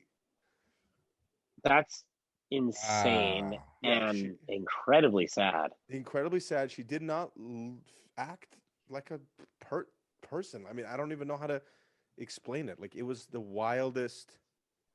It was the most like not of like a let's call her like a classic celebrity. You know what I mean? Like a classic Right. singer, whatever. It was the closest that I've gotten to a person like that in this kind of environment where there was no like, you know, like a book signing or some bullshit. You know what I'm saying? Oh, hi, shake hands with fucking, I don't know. It was just like visceral, like Animal Kingdom, crazy. She like pushed past me and like with, you know, mink flying everywhere. It was Wow. crazy. Like dude. a little too real. It was yeah, exactly. Because I was like, wow. We were all like, she doesn't look well. Something's not good. And then boom, a week later she was gone. Isn't Damn. that crazy? Yo. No entourage, no like security guard even at her table, or maybe there was, and she like slipped away. She was just out there Yeah. Bro, it was crazy. in the world by herself. That is terrifying. Yeah, dude. God damn. Whoa. Great. Yeah. Golly. Crazy. Yeah. That's crazy. Yeah. Well, that tops any story Yeah. we hear on the rest of this podcast ever. So Yeah. Shut me the fuck up. Damn, I wonder if I can find fucking photos from that night. That was so. You have pictures of that? I think there's pictures like of that maybe my friends took of like her in the crowd or whatever, her table and shit. But Mm. It's crazy, dude. Was this on like the news or like was this like Her- TMZ pre TMZ? Yeah. Yeah, kinda, maybe, or maybe she Mm. wasn't like a hot enough topic. Yeah. Wow. So crazy. That's intense, yo. That's crazy. Yeah, I had another story in that same club at Playhouse. Ti and his wife tried to. I don't think tried. I think they succeeded. They tried to fuck one of the college girls from my party bus. Oh wow. And So these this- allegations are Yeah, this spot is. on. Yeah, everyone knows. I mean, Tiny would go around with a lawyer, like the dorkiest, like a lawyer. He looked like a TV lawyer, like with the fucking thing, and then the fucking tie in the club, sweating with a briefcase. And if the girl was like, "Yeah, I'll fucking fuck around with y'all," he would bust open the briefcase in the club. Wow. Yeah. So technically, they were trying to get a consensual Yeah. situation happening, but Consensual non-disclosure agreement. a consensual NDA to a drunk chick that's like falling over. Yes. Yo. Wow. I love Ti. Yeah. All fucked up. See, I loved Hey yeah, let's fucking Yeah. My mind is blown. That's crazy. yeah. Neek. Take it away. Yo, speaking of chicken fingers. Yes. Wow. Segway Kings. Segway Kings. Segway Wow. Kings. Yeah. Done this a long time. We got real Kings. good at it. The Kings. My new job is to get DJs endorsed by fast food establishments, a la Sure, Travis no problem. Scott. Yeah, right. You see, you What? got it right on that. Sorry, So I don't, what? I don't know what you're talking about. Cha-ching, cha-ching. So, I mean, what is Victor's spot? What is your order? Where is it? Where are we getting endorsed? What are we doing? I'm not joking. The KFC spicy chicken is unbelievable. It's unbelievable, dude. The Somebody Nashville Hot. somebody made it with love, dude, or some overlord. No, like every bite is some good shit happening. Like, don't you hate it when you bite into a thing and then it's like dry a little bit, then you got to bite into the. I hate that. You Like, gotta in bite sam- again. In sandwiches and burritos in general, it's like, why are you giving me the bullshit, dude? Don't give me the bullshit, dude. Give me Yeah. the good thing the whole time. I could make the bullshit at home off a fucking YouTube video where I fail miserably. I came here and gave you my hard-earned fucking bitcoins at this fucking establishment to fucking get the fucking wet bites every bite, dude. This is Is fucking it the America. Nashville Hot one at Yeah, KFC? yeah. I Or just whichever. had that for the first time last week. It's good, right? It's like, It's dude, delicious. I wish there was a diet based around just eating that all the time, every day. So, tell me your entire combo. We The need KFC-to. details. Dude, I just had a fucking dude. I had the drink and the sandwich and I had a biscuit just because like I don't usually have a biscuit. Well, okay, actually, I was like running to get here because when he showed me the picture of you guys all set up and like looking disappointed in me as a human being, it really he knows it lit a fire on my ass. So I ran, but I unfortunately was running and perspiring while eating the biscuit. Yes. So you know the old adage. Yes. You know the old. Can't so- breathe. You can't breathe. Dude. Yeah. You can't. It gets. It makes you get It's cotton mouth, expanding. man. It gets cotton mouth. Dude, It it was sucks like- up all it was of the like- moisture in your mouth. It was like being on Molly, but nothing good was happening. No, None of the no good upsides. puns. None of the upsides, just all of the bads. It was like a don't do Molly simulator, dude. So it was like they should do that, you know. So yeah, it was so bad, and I was like trying to, and I was also I just bought like a monitor. I brought a monitor speaker, so I was carrying a speaker up the stairs, shooting. I'm just sweating. So moisture was rapidly exiting my body, but moisture was completely not existing in my mouth. So inhaling was just a dry biscuit situation. Dust. And the rest of the body Biscuit dust. Just reverse waterboarding yourself. Exactly. It was like Guantanamo Bay, but saltier, Yeah.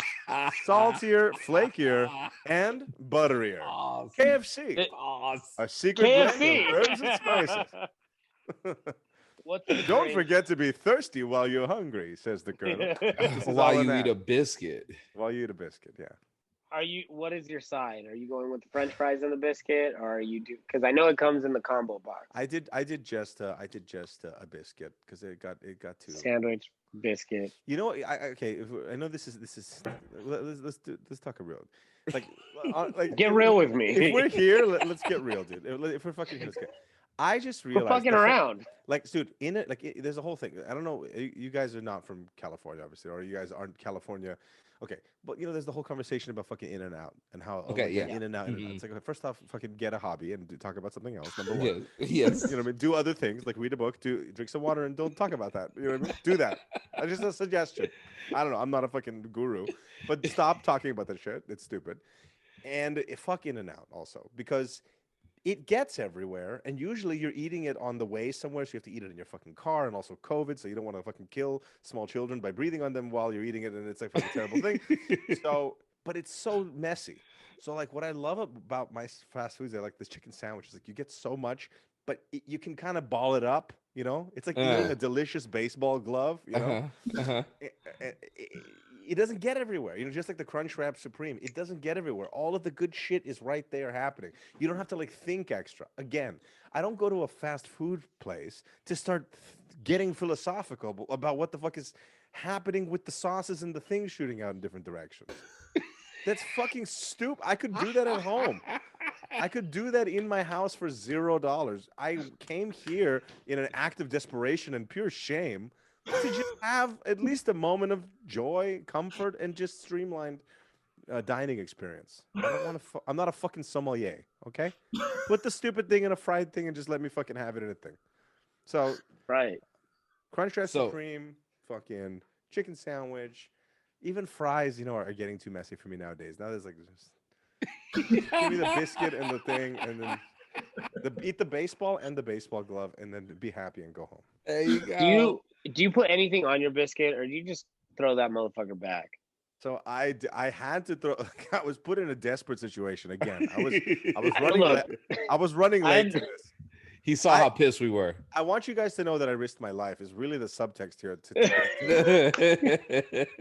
I could have not. I appreciate that. And the thing is, I could have died at the door, suffocating on the biscuit. Yes, you could have. Victor's just an asshole, and that would have been how I went. Yeah, and then we never would have known. We never would have known. We're Fuck like, that dude, guy, this guy's dude. a fucking flake. Fuck that guy, dude. Flake, see? Dead. He's Flake dead. killed by a biscuit. It's all fucking time is a flat circle. A very flaky biscuit. A flaky biscuit, and then I'm dead. What is the beverage? Sierra Mist. Sierra Mist. Yeah, because I'm always hot. I'm like hot right now, even in this conversation, and it's something about the lime is so refreshing. Oh, I hate Sierra Mist. I do too. Or whatever. It's all they had. They didn't have like 7-Up and shit. Yeah, okay, Pepsi fair, products. fair. Yeah, They are Pepsi products. Yeah. Oh, dude, nothing in the world is worse than Diet Pepsi from like a machine. It's Ugh. like pasty water, sandpaper water. I've never had that. That's well. When you Pepsi- wet sand something and you have to soak the and sandpaper then in the you have water. to drink it. Yeah.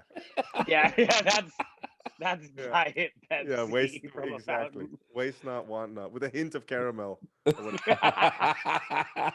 a skosh, Just a little. a drizzle, Just a a little, wink little of caramel. eyedropper. Yeah, Little eyedropper caramel. There you go. A wink of a little whisper of caramel. A wink of Yeah. right over caramel the is top. actually that's my dubstep side project that I was gonna announce. Yeah, a wink Oh, of I love caramel. it. I love it. Don't let Cutso know. Yeah, don't let Guts know. You will Cutso will fucking- take that name, man. You will take the name immediately. Good Wink lord. of caramel. 2 questions. Yeah. First concert, favorite concert. My first concert, actually, believe it or not, was The Who. Mm. Whoa! Yeah, in the Shoreline Amphitheater in the Bay Area over here. And that's when I was like, I guess I was like in high school. It was the time when I started listening to like David Bowie and shit. I honestly was one of those people that I didn't have any musical taste until I like hit middle school-ish or high school, where it was like, oh, you have to have a taste in order to like be a human in like a group of people. Mm-hmm. So I didn't really care about music at all. And again, guys, I ended up doing opera. I mean, that was going to be like my thing in my life before I moved to LA and started doing everything else. But I didn't think I was going to be doing any kind of music, but I just fell head over the heels with like classic rock and stuff. And I saw The Who, and I remember distinctly, and I was like, dude, these fuckers are tired as fuck. yeah. And this was like, dude, this was like fucking 15 years ago too. So imagine how tired they are now as fuck. Yeah. But they were tired as fuck then, and like I loved the Who. I mean, I didn't like them as much as I like the other like British whatever fucking bands, but I was like, okay, this is gonna be tight. But I just remember distinctly going, even as excited as I was to see them at my first concert and everything. I was like, they look pissed. They don't. No, straight up, they look really mad. They look. This is not good. Um, you know, like if you say Harrison Ford in like any movie now, and like he's kind of pissed, like, you know, they were pissed. You know, like even though Harrison Ford was pissed in that new Star Wars movie. he was mad. He was mad in the Did not Blade wanna Runner be movie. there. Blade Runner, he was like, "What the fuck?" Man? Okay, fine. He didn't And want to be even there. That's why he said, "Kill me off. He's like, am I Don't- dead yet or what? Don't bring me Straight back up, for the fucking please. sequels. What are you doing?" Just kill me up. You know what? Throw me off a fucking bridge. Okay, okay, Yeah. Harrison, fine. Calm down. We'll throw you off a bridge. Okay. Fine. So that's what Pete Townsend looked like. He just looked so like. See, that's another one of those things that I was trying to say earlier. All jokes aside, well, I guess it's still a fucking joke, but when you fall into like this goop of being this person, and you can't, when you cross the line of you don't have the agency anymore of you're allowed to like it or hate it. Mhm. That's painful as fuck. Mhm. What, like, that hurts. When that fool was doing the windmill on there and he looked like he like, you know, was thinking about if he fucking left the oven on in his fucking mansion before he fucking left. I was like, bro, like, I'm sorry that we made you do this, dude. I know you need the money and shit, but I'm sorry. I'm sorry, dude. I Shoreline should be fucking laughing apathy. at that, man. That's funny. But you know what I'm saying though? I know It's exactly funny what you're 'cause- saying. But I was like 15 and like hella gung ho. I don't know anything about fucking anything in the world, and I felt that, like that kind of Uncle Pete Mhm. Townsend's not something. He doesn't want to be here. He doesn't want to. I mean, he wants to be here because look at the Because checkbook. he has to be here. Yeah, look at the money, but Yeah.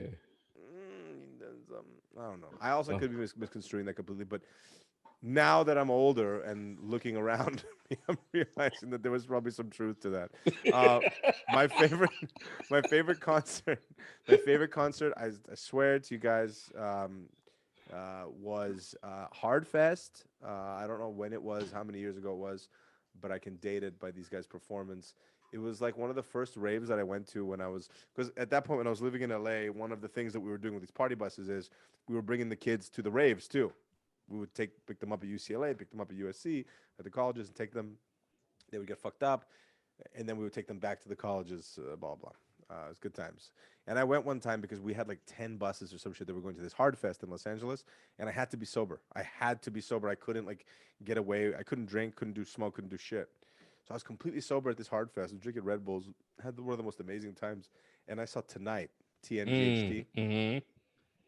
I was like, and this was right when Yeezus came out, or right after Mhm. Blood on the Mhm. Leaves, right? Yep. And I was like, oh, I know a couple of their songs. I'll go see them. And I was sober too. And I mean, there must be like recordings of it, but dude, it was fucking unbelievable. Mm. Like something about their kind of comparatively grimy lighting setup. The lights were, it wasn't so much, it wasn't like EDM neon like fucking dragons and shit. It was just like kind of weird blasts of light. It was something. And it just worked so well with the music and the attitude. And I was just smacked so hard in the face by that performance. I mean, guys, there's got to be like a record. There has to. It was their last like Hardfest performance ever. So that's how I could probably look it up. But dude, I was just like fucking shocked. And they just played their own music. That was the other thing. They just Mhm. played all their, and they had a lot of hits, and they had like a whole encore with Blood on the Leaves. They played like their version, and then it like did a huge Right. thing, and they did the fucking Kanye verse, and they did everything. It was so, and the speakers blew out. Like the speakers actually blew out by the end of their set. So it was even more raw. It was just completely distorted, flat, crazy sounds. And I was like, my God, like this is beyond. I mean, to me, how I felt from them was like this is beyond like a EDM, LOL, put your hands up thing, because they they weren't screaming at the mic and shit. They were just playing their shit. And man, it was so powerful. Mm. That was one of those things that it was like it made me so want to like more DJ and like go do that. It was amazing. Damn. Yeah. I've been fortunate enough to DJ with Hudson Mohawk a couple times. I've been fortunate enough to see him a couple times. um, with a band. He did a tour with The Dream, where Oh, it was what? Hudson Mohawk and The Dream. Yeah, That's $20 ticket. It was a great What? tour. Caught that What? show. What was it? Color Zach $20 was for you? DJing. It was free for me. It was free. Oh my, Mm. my Come bad. on, bro. Come My on, bad. bro. I should have known. Come on, bro. I forgot who Dream- the fuck I was talking to. My This fault. fucking Dream- the phenom, Dream- bro. My Relax. fault. My fault. I'm Dream's relaxed now. walking around My his bad. apartment looking for a $20 bill, bro. He's gonna come find you. Where's that 20? Where's that 20 from that one show? God damn Exactly. Who the fuck let him in here? It was Hudson Mohawk opening up for The Dream, What the who fuck? had Four Color Zach DJing for The Dream. Wait, what? Sick. That's sick. And it was pouring. It was raining sideways here in Chicago. Oh, And it was very poorly attended, unfortunately. yo, The Dream is so sick. So sick. Oh my It's god. The Dream. Go It's The revisit- Dream. Yeah. Go revisit his shit, dude. It stands up like crazy. Yeah. From a pure like production and like music like standpoint. When you like, think about not it, doing it's this two shit. perfect behind the scenes people. It's Hudson Mohawk and it's The Dream. Like, Well, yeah, and they work together with all the Kanye stuff. yeah. They're Yeah. writing together with all that. They got all credited for all that stuff. Yeah, and Zach made a version of Little Red Corvette into Yamaha that The Dream performed live, and I Because was it's the same song. yeah, I was just like, I was like, dude, this is how it should be played. Like, you're giving him the versions of the songs how they need to be played, Yeah. how the viewer needs to hear them and see them. So Amazing. yeah, I'm right there with you. Hudson Mohawk and Lunice are both geniuses. I've seen them separately. Nuts. Tonight is such a sick project. And I'm Yeah. so glad they're not coming back. And like no sarcasm. Like it happened. It was fucking everyone bowed the fuck down, and then that's it. Yep. That's how I think it has to be. You know, because I get in a strange way. You know what I'm about to say is like you're never gonna see Lunice doing the fucking windmill, yeah, and crying out of one eye. You know what I mean? Like it's just not. You know what I mean? And then Yeah. you're getting the paycheck and wiping off the tear, but Yeah. there was still a tear that was bad. You know what I mean? Tear could have been avoided, right? Yeah. That's how I feel about Daft Punk, though. Like, Yeah. it was a time, it was a thing, it was the best thing. I don't want to see it in 30 years for people that are like, oh, I know this from TikTok. And you're like, Oh God, oh Jesus, from Fortnite. Oh, it's the Fortnite song. yeah. You're like, Oh, not to gatekeep, No, for sure. because that's heading towards that territory. Right. But it's Daft Punk, and I think it would be a disservice for someone to be like, oh, that's that band from Random Access Memories, because it's so much more. Of course, It's yeah. so much more, They even though changed that's the an amazing album, Changed the world, yeah. They changed everything. Changed everything. Mhm. But yeah, I see. I know this is like a testy subject, but like Justice, like I don't like the stuff that they did since, and I don't like the new stuff. And they're all French, they have that same kind of mentality of like they really are doing the art, they really are doing the shit like to do it, but it's hard. like it. You do? You do? Yeah, you Oh, I'm really into like. I guess I'm kind of a stan because I'm really into like all the later stuff. all the latest The stuff. solo Like, gas like, guitar is Everything after Cross, I think, is still good. oh, okay. But that, Yeah. I mean, I liked Tomato, Randy. tomato. I liked Audio Video Disco. I liked it, but Mhm. I don't know. Oh well, how about this? I think and that they Gaspar's solo stuff right now. Oh yeah, that I just saw something about that. But you know what I think it was actually? You know what I think it was? Here's what it was.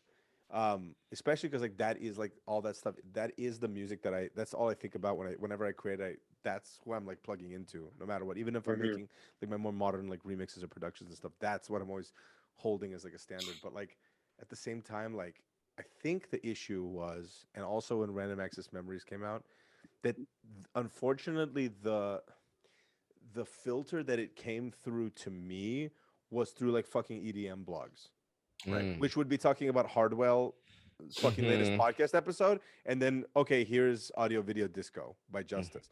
something about that positioning maybe is what soured it to me, because I got so used to which I'm sure a lot of us did once EDM became this commodified fucking shithole, uh, where people are like making, blogs, and it was kind of difficult for me to take it seriously, I guess is the bottom line, when I was learning about it. Right. That Do makes you guys sense. see what I'm saying? Like, Mhm. oh, 100%. Tiesto farted, and Justice has a new Here's fucking Justice new album. Mhm. Yeah. yeah. It gets Yeah. lost in the fluffy fucking Yep. bullshit. Yeah. I can see that. Yeah. I guess living in Las Vegas and like working in the clubs in that era, Justice was never in the clubs in Vegas. Mm. So like DANCE was like, but more with the open format guys than it was like the EDM guys. Like Justice never got the big commercial Vegas, because Vegas is late.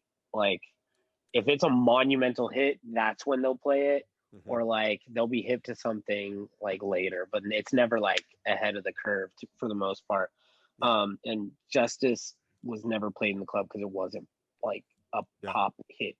No, I feel So when I heard it, even the later stuff, I should say, not newer, but later stuff still felt very much like underground musicianship versus like the Tiestos and the Afrojacks or whatever the Yeah. hell was going on at that Yeah. time. And listen, I love that shit. I like that. I have I got a soft spot for all that shit too. But it's just that I think, you can't compare the process of music making that Justice goes to make an album, and Afrojack just dropped a new single. Afrojack just dropped a new remix.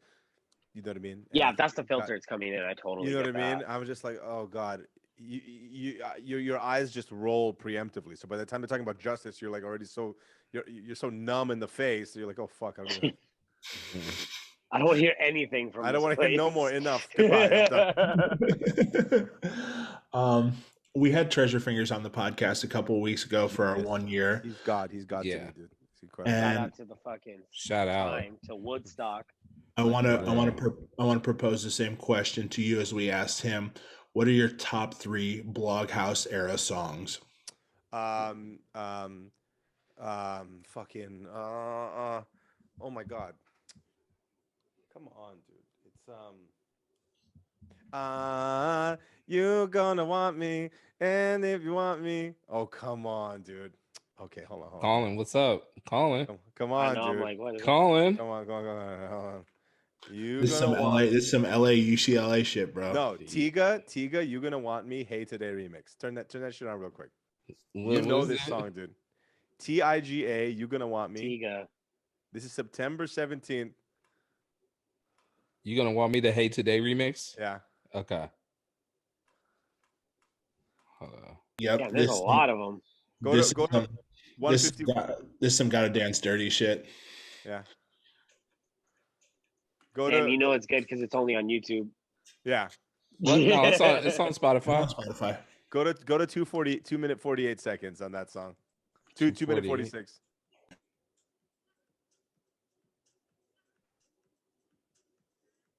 You don't remember this one?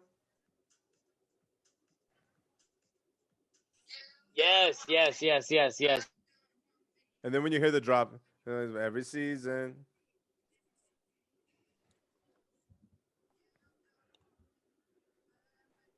Yeah. I get hype when I hear this shit, and it's a song that I forgot about. Yeah. I've never heard this. Really? I've never heard this. That was my shit, dude. Which is impressive because I was right there in the thick of it, downloading 128s all day. Really, man? Dude, also, I have a big theory right now. I have a big theory that this kind of shit, this is gonna be the main shit right now. And I'm not just saying that from no fucking in my day shit. Like the minds. Well, first off, what dance music has turned into right now is. I don't want to. I want to go further than just saying it's formulaic, because formulaic implies that, like when you say formulaic pop music, okay, you can have a Katy Perry fireworks song and like a fucking Kesha some other song. they're still gonna sound like different songs. Does that make sense? There's still gonna be different compositions. There's still gonna be different instruments. There's still gonna be Benny Blanco doing his thing here and fucking this guy doing his thing over here. Mhm. So yes, even though it's verse, chorus, verse, blah blah blah, yes, it's formulaic, but at least instrument guys, it's formulaic, and the instruments are the same, and the samples are the same, and the vocals are the same, and everything is the same. Mhm. So we've gone now into a valley of past it's formulaic to it's like this weird arms race of everybody is just trying to do 1% better than like right now, like just 1% better than Fisher losing it. Let's just go like this much better than him. Oh, let's make sure no one gets too much better than him. Okay, now I'm just gonna go a little bit more better than him. And then that happens for like a year, a couple of years. And then people try to like pivot to sounding like that. And then they get pigeonholed in that. And then nothing happens. Not just nothing happens until somebody goes in and does like a Fisher type of song with a different synth. And they go, oh, yeah, that's the shit. Mhm. You see what I'm saying? How that's a problem? Like you did the Mhm. same song, but you added one different sound, and that's a revolution now. Mhm. That is not good. Like you can't. That's not sustainable. Yeah. Because at one point, humans, the listeners, you can't fool them forever. You Right. can fool them for a long time. And as music producers, I actually have students now in this quarantine. Like I have like a lot of students. I've never done like teaching before, but now I have people that are like interested in learning from me. What I'm really like narrowing this shit down to is that music production, you're just tricking your, especially when it comes to dance music, you're just doing dirty tricks on your audience. It's just psychological warfare on your audience. You're taking the bass out at some strategic time and bringing the bass back at another strategic time. That's all fine and dandy, but when that like formulaic aspect of it becomes the entire genre, like that is the genre, like the bass is off here and the bass is on here, humans at one point are gonna go, I get it. And Mhm. Yeah. you know what I mean? And the problem with that is you have the psychology of up and coming people. And I'm going to get to my point of why I think this type of music is coming back.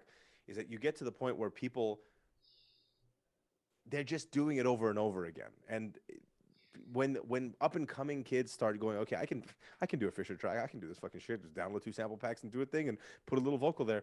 When the barrier of entry becomes so low and it becomes so saturated, the psychology of the market of music listeners is that they start even more doubling down on the biggest people in the scene, the most known acts in the scene, because they go, well, if I look outwards, I mean, again, this is like a generalization, but it gives it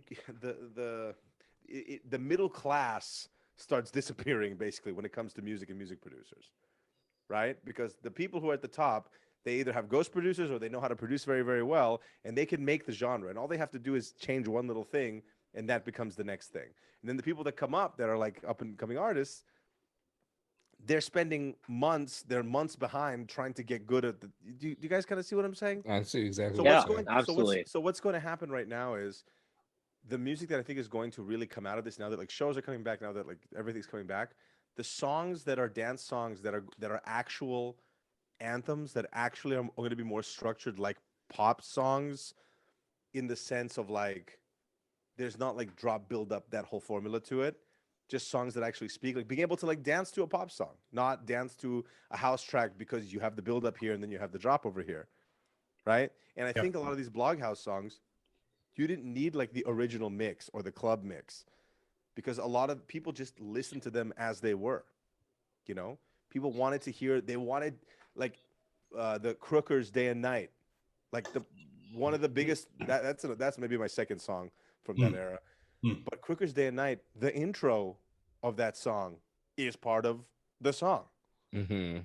Yeah. You know what I mean? You wait, you know that song is playing because that intro is playing. Mhm. Now and for a long time, the intro has been this throwaway utilitarian tool for DJs to mix in with. So I think right now the people that are really going to stand out are the ones that kind of start treating it again as like, like Heads Will Roll remix, same thing. Heads Will Roll remix. The intro was part of the song. Mhm. Yeah. Um, yeah, I think this kind of thing is going to come back because people are going to realize you can't just like do a 0.1% better than the last thing that was popular. Mhm. Like the rat race, like the bubble has burst. I think the bubble has burst on just like being kind of good enough. Like I think people are so ready for something that's fresh, that's a fresh take. A lot of the I don't know if you know the record label Noir Sur Blanc. It's a French No. record label. I'll send you the music there. They're making this kind of stuff right now, but they're French and they're like a small label, so they're not really going to. They can't make an impact, but they're making this kind of music right now. That just goes to show that people are capable of making this kind of stuff, like anthems, club anthems. Hmm. But yeah, I mean, I don't know. Are you guys also producers as well? I mean, I don't Mhm. know. Also, yeah. So I mean, I just think that like, I just think people are tired of the hearing the same samples and hearing the same shit, and like, it's gonna take somebody that's a little bit on crack enough to just go, okay, I'm not going to. I'm bored. I'm bored of making this shit. I can't make Right. another. I as a regular music producer cannot make another Chami song. I cannot make another Fisher track. Right. You have to get bored and pissed at the same time, and that's why I hope like in quarantine, like a lot of people have been faced. A lot of like producers that never cracked it and never made it. They were kind of faced or never got DJ gigs. That were kind of like up and coming. Then quarantine hit. They kind of were faced with a situation where they're like, well, shit. I never got to shine with the shit that I was about to do. So you have two choices really. Either completely go against the grain of everything that's happening in order to stand out, or just continue now. Because the thing, now that shows are coming back, it's going to be more difficult than ever for an up and coming DJ producer kid to get a slot. Because now homies got to recoup all the money that they lost last year. Mhm. So Yeah. they're not going to go. They're not going to go and take a chance on a guy that sounds like a pretty good copy of Fisher. It's either going to be Fisher or they're just not going to do it. Right. Right. 100%. Right. So I think right now, and this is the thing I'm going on a real fucking tangent right now, but as you can see, this is something that I've been thinking about a lot. But like one of my things right now in my Twitch streams that I do, I don't even do like production streams or nothing like that. I just do demo feedbacks where I have kids from I don't care what level of That's what I was going to touch on. Keep Yeah. talking. Yeah. Because I love what you're doing on your thank you. on your Thank you stream, so man. much, man. That's- Yeah. Absolutely. Yeah, so my whole mindset has changed about that shit because one of my big things right now is that a music producer on the internet, I don't care what genre, not just EDM, anything. Music producer on the internet is the most susceptible class of human on the internet for scams, for schemes, for getting fucking taken advantage of, for getting fucking finessed, for getting their shit stolen, for getting their whatever. They're the most susceptible people on the fucking internet and maybe on in the world because you have these people that are so fucking eager and that are so like interested in creating something interesting and something useful and something art, whatever. They taught themselves. These are people that were like whatever. They had some other passion in life. Then they like, oh, I can do this EDM shit, and they learn fucking Ableton and they watch YouTube videos. These people are doing this shit in earnest. They don't have any kind of jaded. Oh, I'm learning Ableton as a fuck you to my failed whatever career. There's none of that shit. Especially people that are like really new, like right now, this year, last year. So what I'm trying to tell them is like, you have power. You can do something that 99.9% of the people of the population of the world cannot do. So stop acting like it's nothing that you're able to literally complete an entire song or a catalog of songs. Like the problem is that these kids, they go and they think, oh, I didn't get any views on it. I didn't get any likes on it. My shit's trash. And as long as people can continue to be tricked into thinking that, then there's always going to be gatekeeping. There's always going to be somebody that can go and take advantage of them and says, well, you don't get that many likes, but if you fucking give me your track and I give you fucking $100 for it, see? And that's what I admire about your Twitch and why it is necessary, because I was looking at some of the producers that you're looking at. Polar Bear. Oh my Polar God. Bear, you had him a couple times, and he doesn't even have a lot of people on his Instagram following. And it's your Twitch is so necessary because it it gives them encouragement, because you're really bigging up these people, man. And it's like one of those things where it's like, growing up or you see now, you're like, you see these kids playing football and you're like, oh God, they had that gear. What if I had that gear when I was growing up? Exactly. And you're giving that voice, that encouraging voice to let them know that you just don't fucking need it. It's not necessary. Yeah. Exactly, dude. But part of that gear, and this is what I've understood through quarantine, now that I saw like a lot of people fall off on quarantine, like producers, like it's another thing that I talk about on my Twitch. Talent is completely bullshit. When someone says he's talented, fuck what I put. It's become like now gospel in my fucking in my things. When someone goes, oh well, he's better, I'm better, I'm worse. I literally on the screen I go to Fiverr.com and I type in EDM song. I type in dubstep song. I go, if you think the talent means something or you need it to fucking participate in this shit, I for $25 right now can fucking get some fucker in Oklahoma who lives in the fucking basement that just does this all day to make me a fully produced fucking dubstep song. And I can pay $25 to get all of the rights for it, and it's my song. And I don't have to tell you about it, and now I'm a talented dubstep producer. So you can't sit there and tell me that what it's about is showing up. It's about showing up and it's not even about having the balls.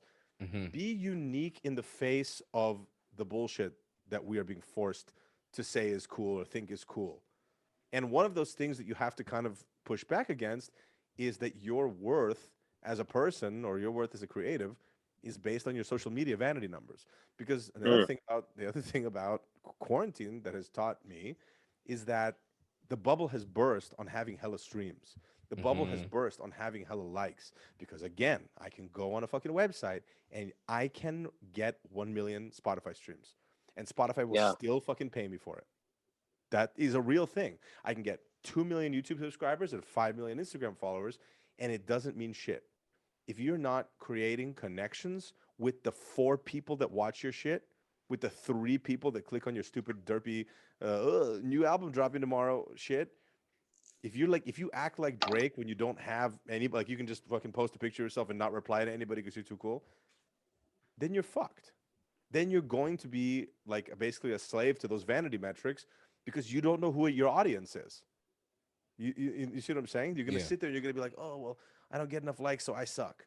And see, that becomes detrimental to the person, first creatively, and then it becomes a huge detriment to their mental health.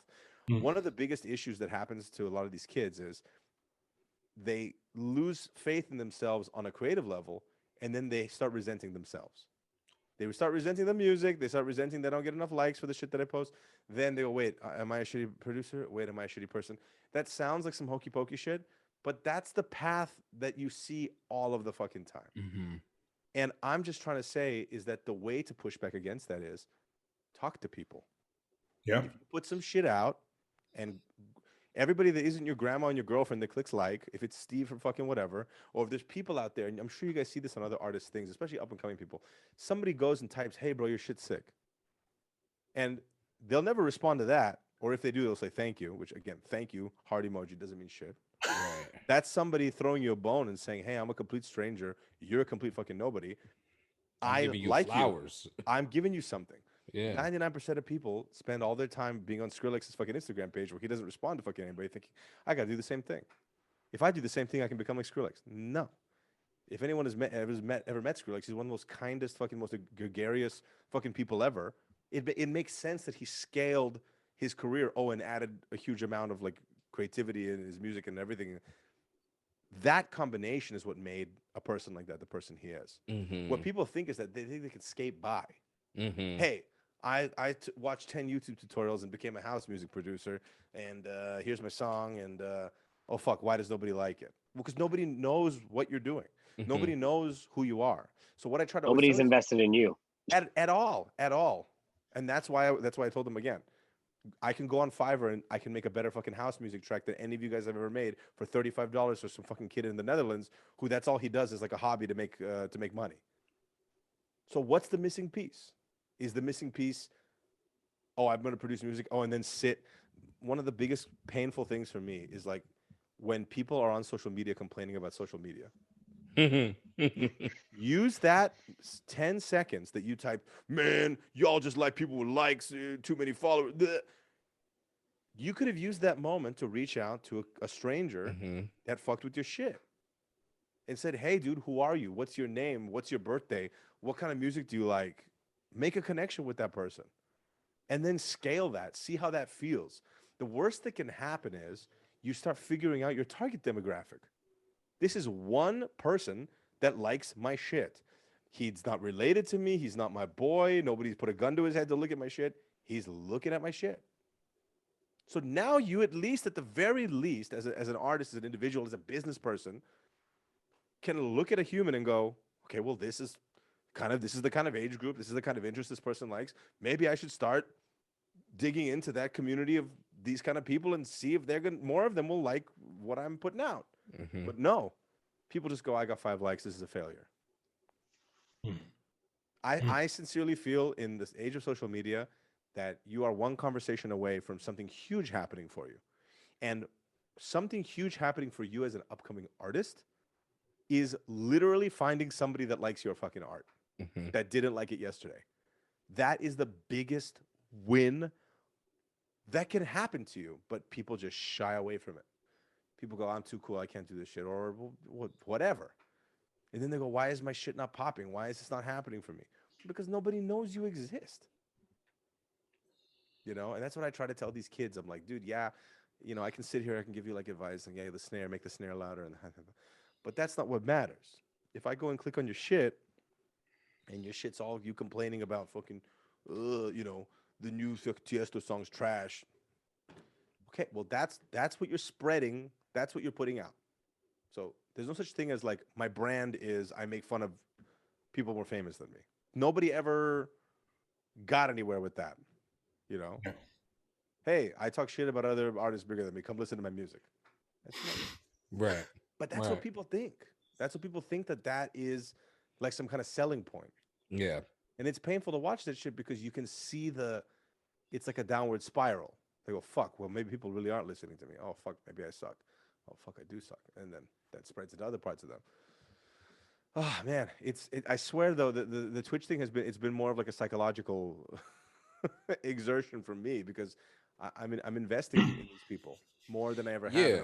I'm forcing myself to because, you know, guys, I have millions of, millions of plays on YouTube. I have millions of fucking streams on Spotify. It doesn't matter. I'm telling you, it doesn't matter. And I know there's like there's like old heads also that are even had like success in like the EDM, whatever, who you don't really hear from them anymore. The reason you don't hear from them anymore is because they get locked up in this weird limbo of like, I don't want to talk to anyone. I don't want to like respond to fans. I don't want to spread some kind of goodwill anymore. Like that like ran out. So they just sit on their laurels and go, this is trash, that is trash, this is trash. It just makes sense why you don't hear from them anymore. You know? So for me right now, and I'll stop this tangent here, but the point is that my shit with the Twitch is that Twitch in itself is such an incredible like equalizer. Because if you aren't connecting with people like really and making that the focal point of your broadcast, there's no like on Instagram where like, you know, you can put, oh, fuck Tiesto, and then like, you know, 20 bots that are just liking everything that says Tiesto on it accidentally like your shit. Right. Do you guys see what I'm saying? Yeah. So it looks like, oh, damn, people love my fucking dumbass opinion. That's not happening on Twitch. On Twitch, people are either there for you or you have 2 viewers. So for me, what I've realized is all of the content and everything that I do needs to be about others. It has to be about maximizing the signal of other people, whether it's young kids, whether it's people that are bigger than me. I had like the GTA was doing music feedback with me a couple of weeks ago. You know, like I made it about them. Nothing is about me at this point. Like if it's a kid that like I have a kid from my Discord community who he's like just 2 months ago started producing music. He's got a platform with me too, because again, for me, who knows, dude? He could be the next something. All it takes for a person like that is he either can have I could give him 2 reactions. Hey, bro, you suck. Don't quit your day job. Or, dude, keep improving. You know what I mean? And sometimes that's all people need to hear. Then you have people that are super amazing that show up in my Twitch stream that are like, I'm horrible. I suck. There's this one kid, Zaug, that comes in, dude. He sings and produces, and he has an incredible voice. He sounds like Post Malone. He's like, yeah, bro, I'm trash. Oh yeah, I heard him. Yeah, unbelievable, man. Like yeah, he the UK Post Malone. Yeah, he sounds like UK Post Yeah. Malone, but he's some kid from New York. Like it's It's like he's like an Indian kid or something from New York, but yeah, not but like and he just incredibly fucking talented. But who knows his own personal insecurities, his own personal fucking Mhm. stigmas. It's all on display, and I'm just like, bro, what do I have to tell you to show you that I mean that you're good? Mhm. And that's the Mm. thing. Like these people are fighting against so many more forces, and they think that, oh, if I just compress to 4 more bass lines and EQ 6 more snares, then I'll finally get signed to a record label. It's not about that. You got to be able to cultivate some kind of goodwill. You have Mhm. to cultivate some kind of relationships, and that's kind of what I'm trying to do. I'm trying to set an example with that. Like I go and Right. I tell these kids, yo, I'll mix and master your track for free. I'm not going to guarantee it's going to be like the best thing ever, but I'll give you 30 minutes, 40 minutes, 45 minutes of my fucking time because I have it. What other than that, what am I going to be doing? Fucking scrolling on fucking doom scrolling on Instagram. Trust me, that was me, dude, a couple years ago. Oh, Mhm. I have millions streams on Spotify. Fuck these people. That is a losing ass mentality. You sit on Yeah. your laurels and just lose. Mhm. And you guys see that. You must see that everywhere. I mean, you see homies probably from this DJ world, from the fucking every world. You have guys that decide, nah, I'm too good, and they lose, and then the loses keep coming. Mhm. And it's so painful to watch because you can't tell them, hey, bro, it doesn't have to be like this, because they'll feel attacked. They'll feel like wild animals trapped in a corner. And you guys know that during this quarantine shit, you guys must have seen people really lose it. Not just in like a financial way, but like in they're losing their shit way Mhm. Yeah. because they've based their self everything on some bullshit that's clearly fleeting. The Right. entire music industry got boop, Yep. taken away in the snap of a finger. And for you to for not for you, but for anybody to base their reality on like, oh, I was the guy that was backstage at shows, or I was the guy that was fucking in the photos with the you got to take inventory at that point of what is fucking important to you, you know? Yeah. So Yeah. anyway, big fucking tangent. Pardon me, boys. Big fucking tangent, but That's what this is You for, man. you just went yeah. to the top Mhm. floor and dropped all them gems. But Just anyway, yeah. dropped all of them.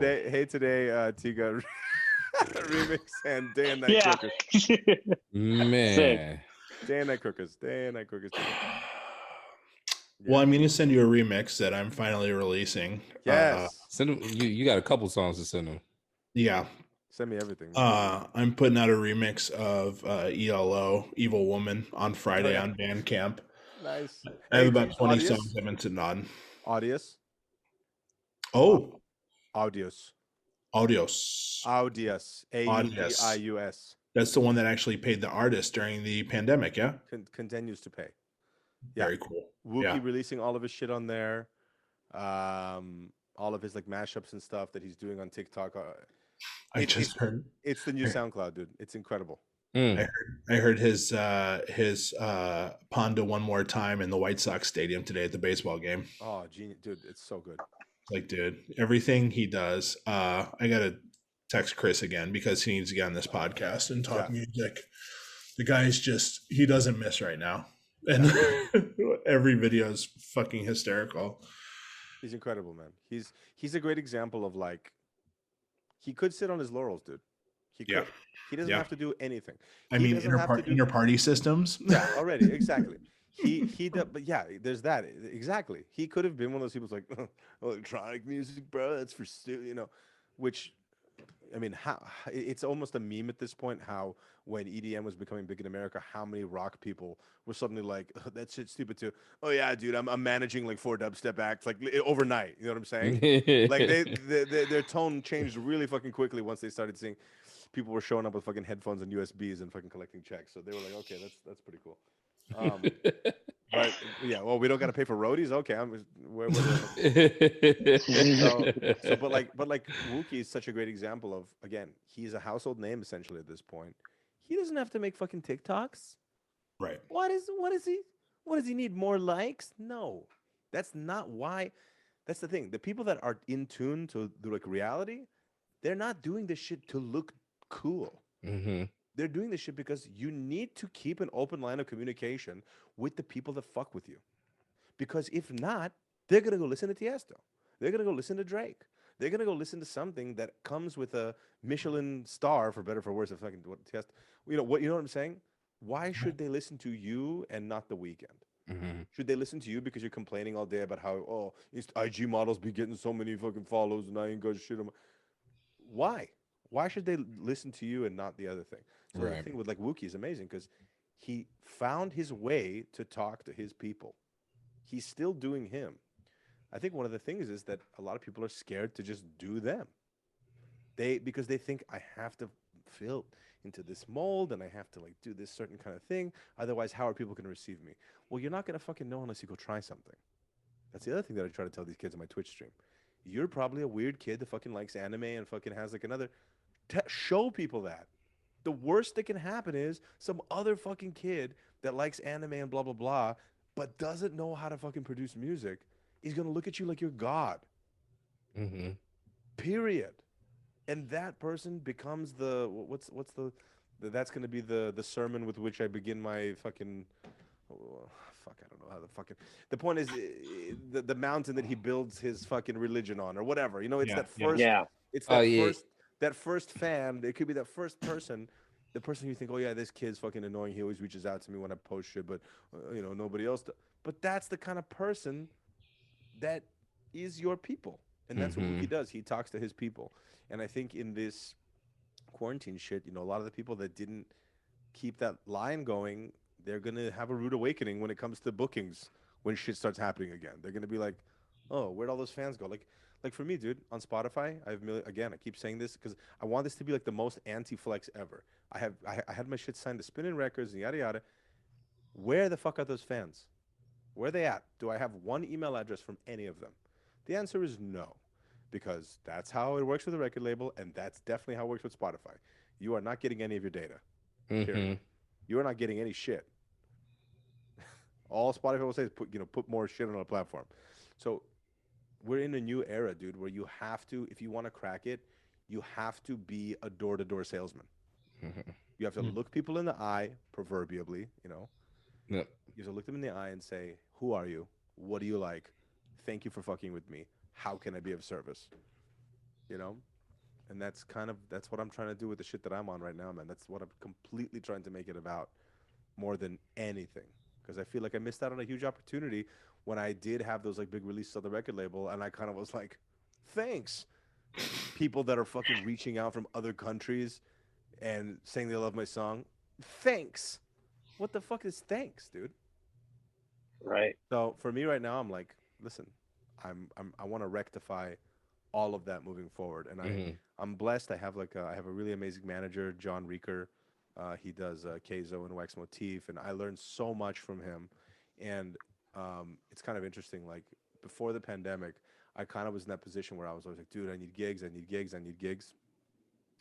And he's like, the gigs will come. You gotta like work on your other shit. And I was like, what the fuck does work on your other shit mean? Because my mindset was still, look at my numbers. Everyone's gonna show up, but that's not how it works. There's too many options. There's too many bigger people that are board certified that that people are going to spend their time on instead of you, unless you give them a reason to. Mm-hmm. So that's just where I'm at, man. That's my whole perspective now is outward. Victor, we simply have to have you back on the show. Hold I'm up. down. Hold There's up. no two Hold ways. up. Hold up. Hold up. Couple more questions. Okay. Real quick. Real quick. Let's do it. We're making our DJ biopic cinematic universe. Okay. So in this DJ biopic cinematic universe, who is playing Godfather? It can be anybody, dead or alive. Like a young Freddie Prinze Jr. Boom, that'll work. That'll work. And- Where and- is and- he? He's dead. He's dead. Is he? Man, Fuck, I dude, miss no. him. Oh, R.I.P. I John. miss him, man.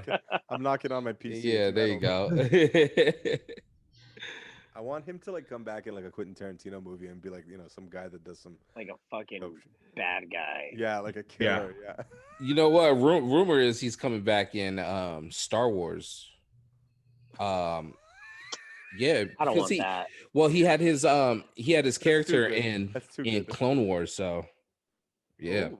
Oh, you're gonna put his picture on the wall now? Yeah, it's cool. Yeah, Hey, man. that's a tough I one. Hey. am. I'm like, that's a whole different podcast. Fuck Star Mhm. Wars. Yeah, I don't know, man. I don't know. I don't know. I don't know. I don't know what would play me. Yeah, I don't know. I We'll never stick even. with Freddie Prinze Jr. I Freddie like that Prinze one. That's Jr. good. That was That's a good I like one. that. I like that. That's a Thanks, good man. pick. That's All my right, first. so we also have our 5 on 5 podcast playlist on Spotify that we're building right Great. now. What song do we need to add to it? Oh, of my music, Of any It can music, be. you guys but got to it add can my. be. So I did a song just recently called Baby Yoda, but it's spelled BB Yoda. And it was pretty much like the only, well, in the pandemic I went on like a whole crazy, um jeez, that's a whole like another fucking 2 hour conversation, but I made like 25 like lo-fi hip hop songs Okay, because I had an makes epiphany. sense. Man, I had a I got to tell you guys about like another. Well, okay, there's so I did that, and like I had an epiphany because I was like, dude, people that are streamers and content creators, because there's going to be a lot of them popping up, especially quarantine. They're going to need royalty-free music because Yeah. the record labels, if there's no shows, they're gonna come knocking like the fucking Iron Bank and Game of Thrones. They're gonna be like, if you say one Cardi B lyric, we'll shut down your whole fucking YouTube channel. And that's pretty Mm-hmm. much what was happening, right? The Mm-hmm. DMCA's got really crazy, and Mm-hmm. it was very unabashed that the music industry was sending their dogs out. You know, they're like, we're not getting that back end. What is it, $11 billion at the live, Yeah. whatever. Like, so I was like, so I just wanted to go and I made like 25 songs. They're like all lo-fi hip hop ish. It's all me singing on them. It's all like completely different, not like not EDM type of shit. And then when finally got that out of my system, I did this song. I was with my friend up in Napa, and we were kind of locked away just working on music. And I was like, I just want to, I want to make something and put it out within like a week. I don't want to do this whole bullshit like let's shop it around to labels and it comes out 4 years later and you hate it. Mm-hmm. I was like, let's just do it. And we were watching Mandalorian, which I loved it. And I was like, I just started singing this lyrics about like Baby Yoda, whatever. And again, it wasn't about. I mean, a lot of people are like, oh, you're doing like a song that's like a gimmick. That's fine. People can think that. I don't care. But for me, it was about let's get the low hanging fruit of like exactly how I'm feeling. I just watched this fucking show. I want to sing about that. Let's use that as a fucking metaphor. Okay, let me put the drums together. Let me put this fucking thing together. Let me sing on it. Like, and then we did this thing where like in 2 sessions we finished it while we were there, and I was like, let's let this be like a experiment for us as creative people, where we're not gonna sit there and get feedback from the homies of like, yeah, dude, turn the bass up, and yeah, maybe what it like, what it is what it is, and I want it to be organic. And we put it out, and it actually is doing really really good with no like label release. Well, I mean, it's your number one song on Spotify. Let's Yeah, go. it is right now. Yeah, but the point was, it really got me excited about making music again because it was that feeling of like I'm not sitting here going looking at the charts and going what's sick, what's not sick, what should I do? Because Right. again, that is the poison. Right. 100%. We think that that's us being like, watching our asses and taking care of ourselves, like make sure that Fuck we're no. relevant. No, dude, it's how you hurt yourself the most. Mm-hmm. It's how you hurt 100%. yourself the most, dude. And not even That on like the shit is. yeah. Sorry. No, go ahead. No, and again, it's the other thing. It's like it's the biggest downfall for you to sit there and compare yourself and to try to like let's hear what's hot. It's funny because that is exactly how you get overlooked. Mm-hmm. That is the simplest recipe to getting put in the fucking back of the fucking line of relevant shit by trying to be relevant. Right. Period. Sorry, what No, I interrupted was just gonna say the same thing. Is it's just like that's the easiest way to like completely not get noticed and you. not be a rich because nobody's like, man, like we'll use Fisher as an example, like, man, that was a great song.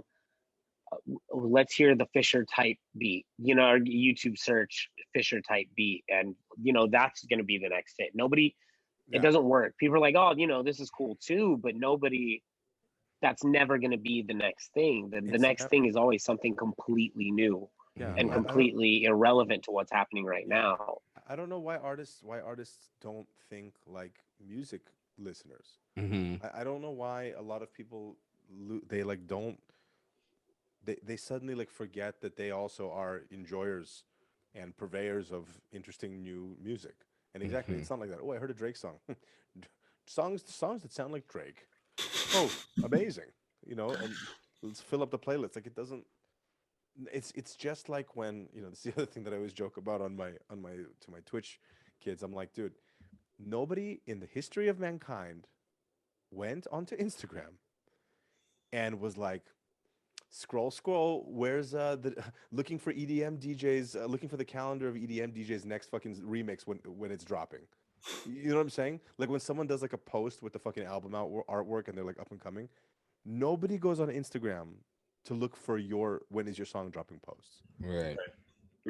Dude, what it is at this point, it's like when you're sitting in the parking lot of a show and somebody comes and puts a flyer in. Mm-hmm. Same shit. Nobody sits there and goes, "Oh, thank God I found this flyer. Now I know where fucking Beyond Wonderland is." You already knew that event was gonna happen.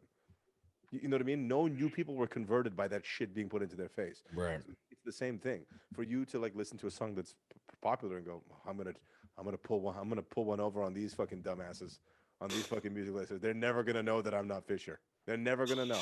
Yeah. They're never gonna know. They're gonna be like listening. I'm gonna trap them. Next thing you know, they're gonna be liking my shit. It's not how it works. That's why I always tell them, like, I'm not gonna give you advice of like, oh, tune the fucking snare to A sharp. Make dumber, weirder shit on purpose. Mhm. And that to me with this Baby Yoda song was me trying to go, yes, it's gonna have flaws and imperfections. Just fucking put it out because it felt good making it in the moment, and that was the best thing for me. And now, like, so much of the other music that I'm making right now, that's kind of leading back towards like the more Goshfather kind of disco funky type of shit. It's all gonna be me singing on it. I'm singing on this Baby Yoda song too. It's just all me saying "fuck you" to the stuff that I was really like almost hurting myself over trying to make before. Oh, Spinning Records wants this kind of song, like. That's a rat race that never ends, dude. Because Spinning Records will want this kind of song until Fisher comes along, and you spent 4 months trying to make a fucking Chami song, and now everybody wants Fisher. You see, like, Yeah. it's a one-way ticket into fucking despair and resentment to your creative process. Mm-hmm. Just That's do true. fucking dumb shit. Do weird shit on purpose, please. Hell That's yeah. true. Out there. Sir, tell us where people can find you on social media and where they can find you on Twitch. Goshfather TV on Twitch, Goshfather on Instagram. That's where I'm the most active. I have a Goshfather Discord, which you can find through all those. But yeah, my Twitch community is becoming it's very, very it's very special to me because it's, again, I have 4,000 whatever something followers on Instagram. Honestly, Instagram at this point is like, it's like friends and family and like industry friends that I like keep in contact with and see what they're up to. Like, there's no growth on Instagram. Mhm. You're throttled to hell. So with Twitch, I feel like it's the early SoundCloud days again. Mm. Meet those Mhm. new people and make that connection with them. Hey, what do you do? And these people stay for 3 hours and fucking watch me babble on and talk about this shit. Like, if somebody does that for you in any situation, and you reply with them, thanks, they're gone, dude. Yeah. They do not. That's not how this transaction works. So Twitch, yeah, Goshfather TV on Twitch, teaching me fucking incredible lessons, man, about how all this shit works. So catch me on Twitch, is the bottom line. Love Hell it. yeah. We For love real. it. Gosh, Father, thank you. Man, thank sir. you. Thank you. Thank Great you for Fucking joining us. legend, man. I appreciate you. Love you, buddy. Love DJing with you. Love the times we've had in LA. Lauren Bacon says hello, our Oh my mutual God. friend. Hello, Lauren Bacon. What's good, dude? Yeah, she commented today. She said, all of my friends know each other. I always forget this. So thank you. Thank you for joining us, awesome, Lauren. man. You're listening. Thank you, guys. Hello. We got to have you back. That's Yeah. it. I would love to, man. Yeah. That's it. Usually I have some sort of funny little lingo. Hey, come check this guy. Just go follow Gosh Father Man, on for real. Twitch. For real. Go Go follow him. submit Go find music. his remixes. Go find his original stuff. Hell yeah. If you're a new DJ, go check out his Twitch because he Yeah. has so many dope new producers out there that, like, yo, you're new DJ, man. Fuck up your sound, man. Get out of the mainstream stuff and find make these mistakes, new, make mistakes, make yeah. mistakes. Find these new producers, man, that are making these hot tracks, man. He's Insane. listening to some dope producers out there, man. So Yeah. That's it. go check it out. I appreciate All you right, guys. gentlemen. Thank you so much, Victor, for joining us. Go follow Gosh Father on all socials. Stream, like, follow, stream Yeah. Baby Yoda. Add it to your playlist. BB Yoda. Excuse me. BB Yoda, YODA. like BB-8 and Yoda There you go. Baby got Yoda. together A lot of and made had a- Baby Yoda had for a child. Mandalorian. Had a Yeah. child. Exactly. We will be back next week with another surprise guest. Maybe I don't Victor, even know who it maybe is. Victor again. Hey. Yeah, it's me, but the screen is upside down. Yeah, exactly. High production value. It is 1:19 a.m. in Chicago. I have Oh, to catch nobody knows that. Time is Right. relevant, bro. Let's back go. to Portland. Pack it up, It's a human bro. construct, bro. It doesn't mean Okay. anything. Time isn't real. It's not real, man. It's not real. Peace, guys. Peace, y'all.